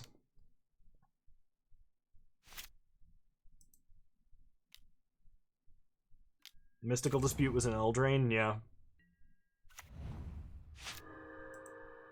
Oh, the frickin'...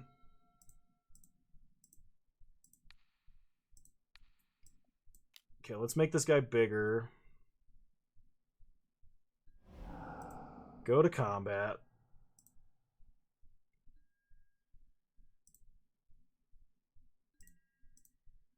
Hit them for 7 in the air.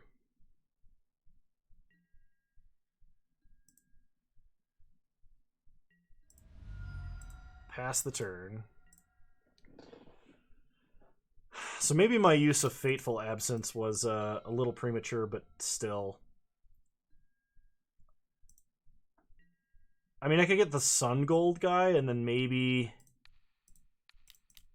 Like, maybe I can exile enough cards from their grave to do something about this.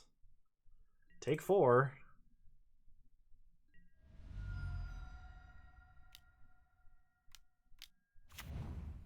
They play an Ominous Roost.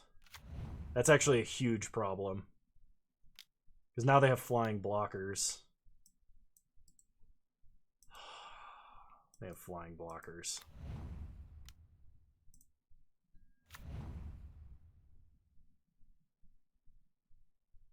That's true. They're not very practical on a digital client. I kind of feel a little bit colorblind looking at them. Because like the blue and the white look almost the same.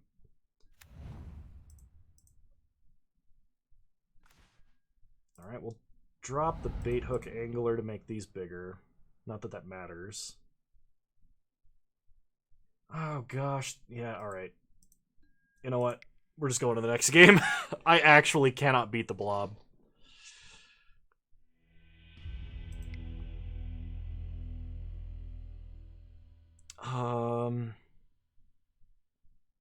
I'm bringing in the bounce spells. We're going to need them. We'll drop the Outrider, which has not been useful even once. And... I'll just bring in one bounce spell. I've got Candle Traps. I've got a Murder that will hit it. I just didn't know they had it and then died to... I'm glad that card's a Mythic, because you shouldn't run into it that often. What happened? The opponent just... He slimed me. To do a Ghostbusters reference. That's what happened.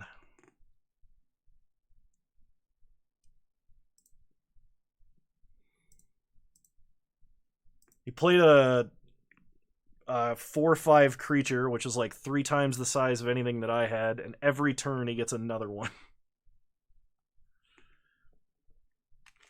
Thankfully, it's just a linear growth. It's not an exponential. It's not like each token gives him an extra one. That would just be absolutely nutty.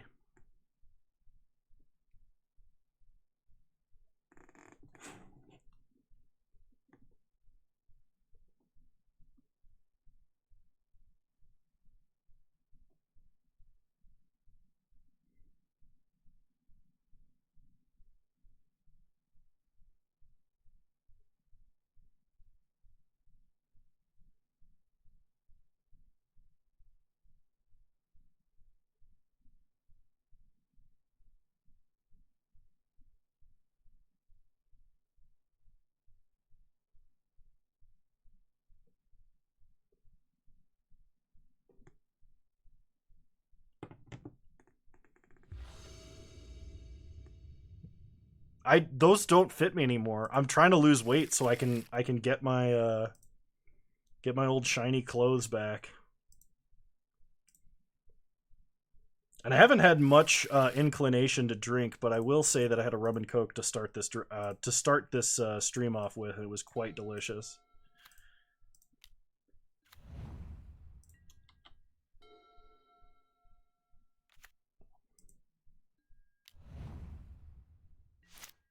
Okay. The good news is we drew a island.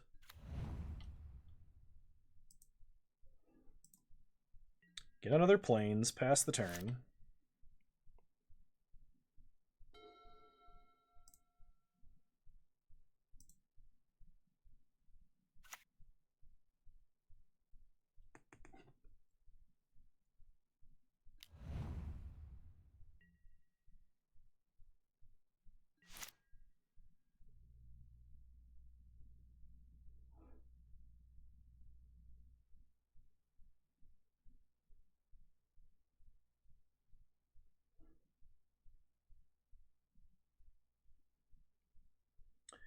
Okay, we untap. Draw a bereaved survivor.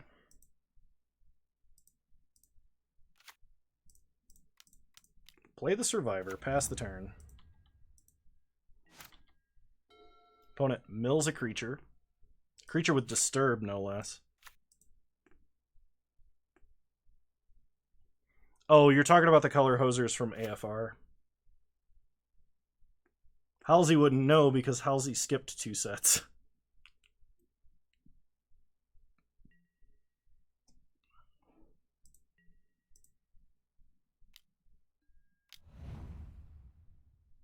They play an Unblinking Observer. We untap and draw Fateful Absence. So let's go ahead and flip this guy into a 3/3 with a lifelink. Go to combat. Attack for 3. Thanks for stopping by, Mav. It was good to have you. Okay, we gain 3. Pass the turn. Opponent mills an island.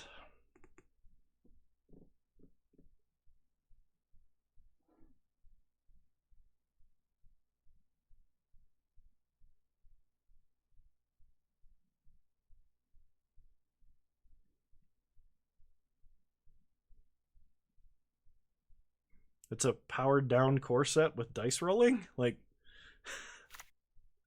I don't know what the problem is.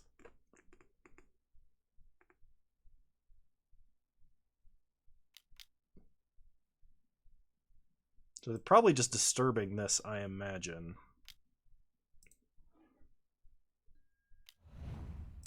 Nope, they're going to play a Dawnheart Rejuvenator.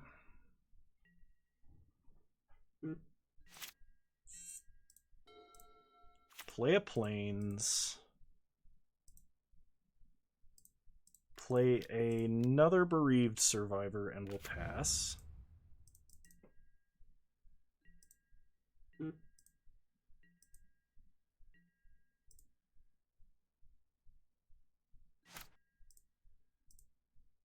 Opponent mills a forest.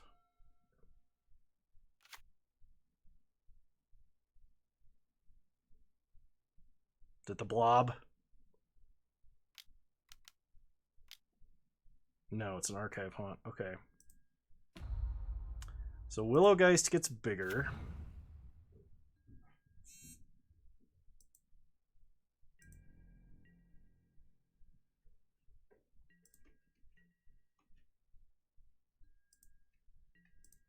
So we'll tap the haunt on their end step.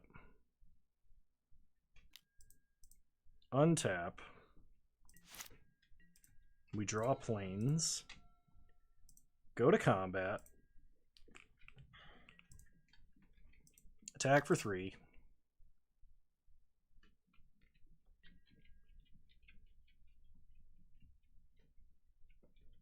I meant to tap. I meant to tap before I attacked. This is fine. We flip our guys. I can make this work.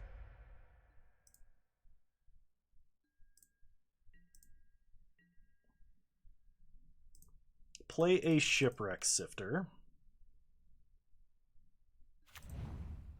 Loot. Ditch plains. Play an island. Pass the turn.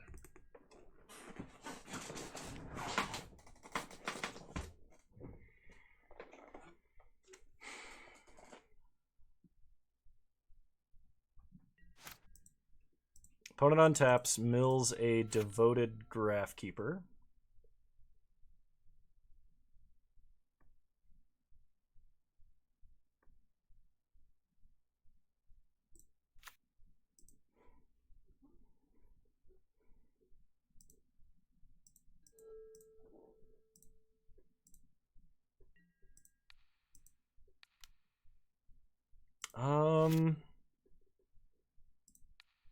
Yeah, I'm gonna actually tap the 2/4 here.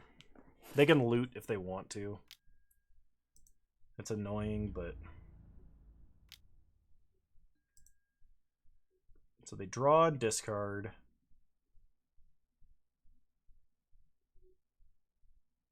They discard an island. No blocks.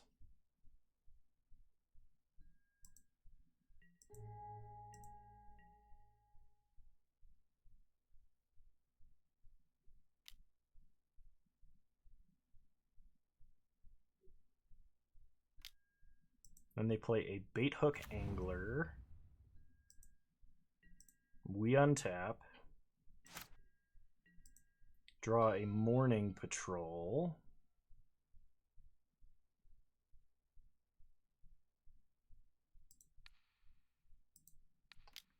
Start by tapping the angler.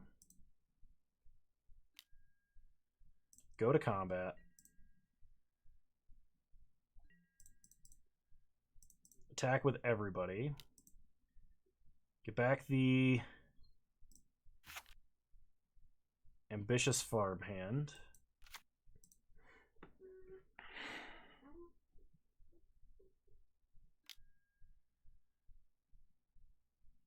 What? I've not seen that card yet.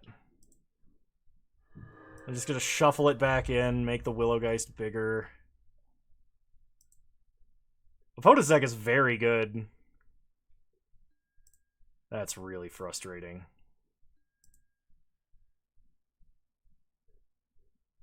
They can trade if they want to, but I don't think they will.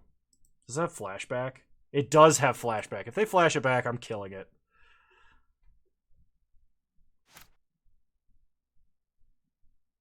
I know the instant I cast this Fateful Absence, they're going to play the blob and we're going to lose. But I also have no way to deal with a 4/4 other than this, so kill it.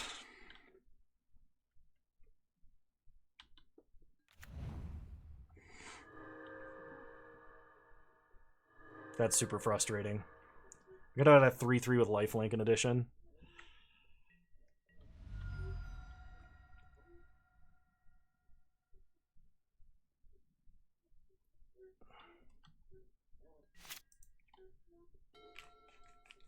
Why would you play Heated Debate?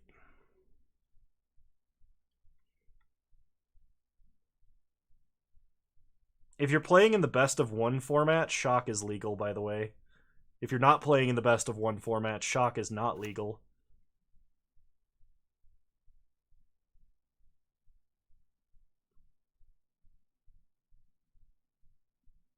There is a better Shock in the set, but what I'm saying is if you're playing in the best of one format, you can play 8 Shocks. It didn't, because it's in one of the Midnight Hunt pre-release decks or like beginner packs or whatever. So if you're playing in the best of one format, I'm pretty yes. Saffron Olive tweeted about it today.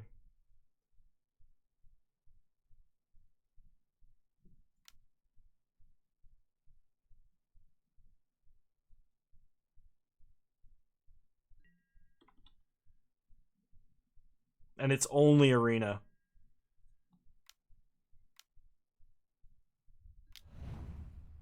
God, freaking! I knew it. I was like, as soon as I cast Fateful Absence, they're gonna play the blob. Guess what happens? All right, that's game.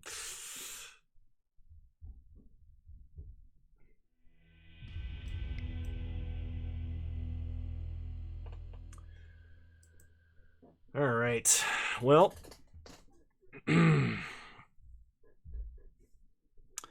I got nothing to say. I think that deck was actually really, really good. We just ran into 3-color craziness. So, anyway, I gotta get going. Porter is whining to go out, and I gotta handle him, make sure he eats his dinner and everything. And it was good seeing all of you guys again. Lots of people tuned up today. Halsey, thank you for resubscribing. Mixum, thank you for resubscribing. Orfeo, Recall. Oh, Orfeo and Recall were yesterday. Mixum and Halsey, thank you for resubscribing. Good night, everybody. Good night, D Slayer. Good night, Dick Record. Good night, Oz. Sigma. Neff, if you're still around.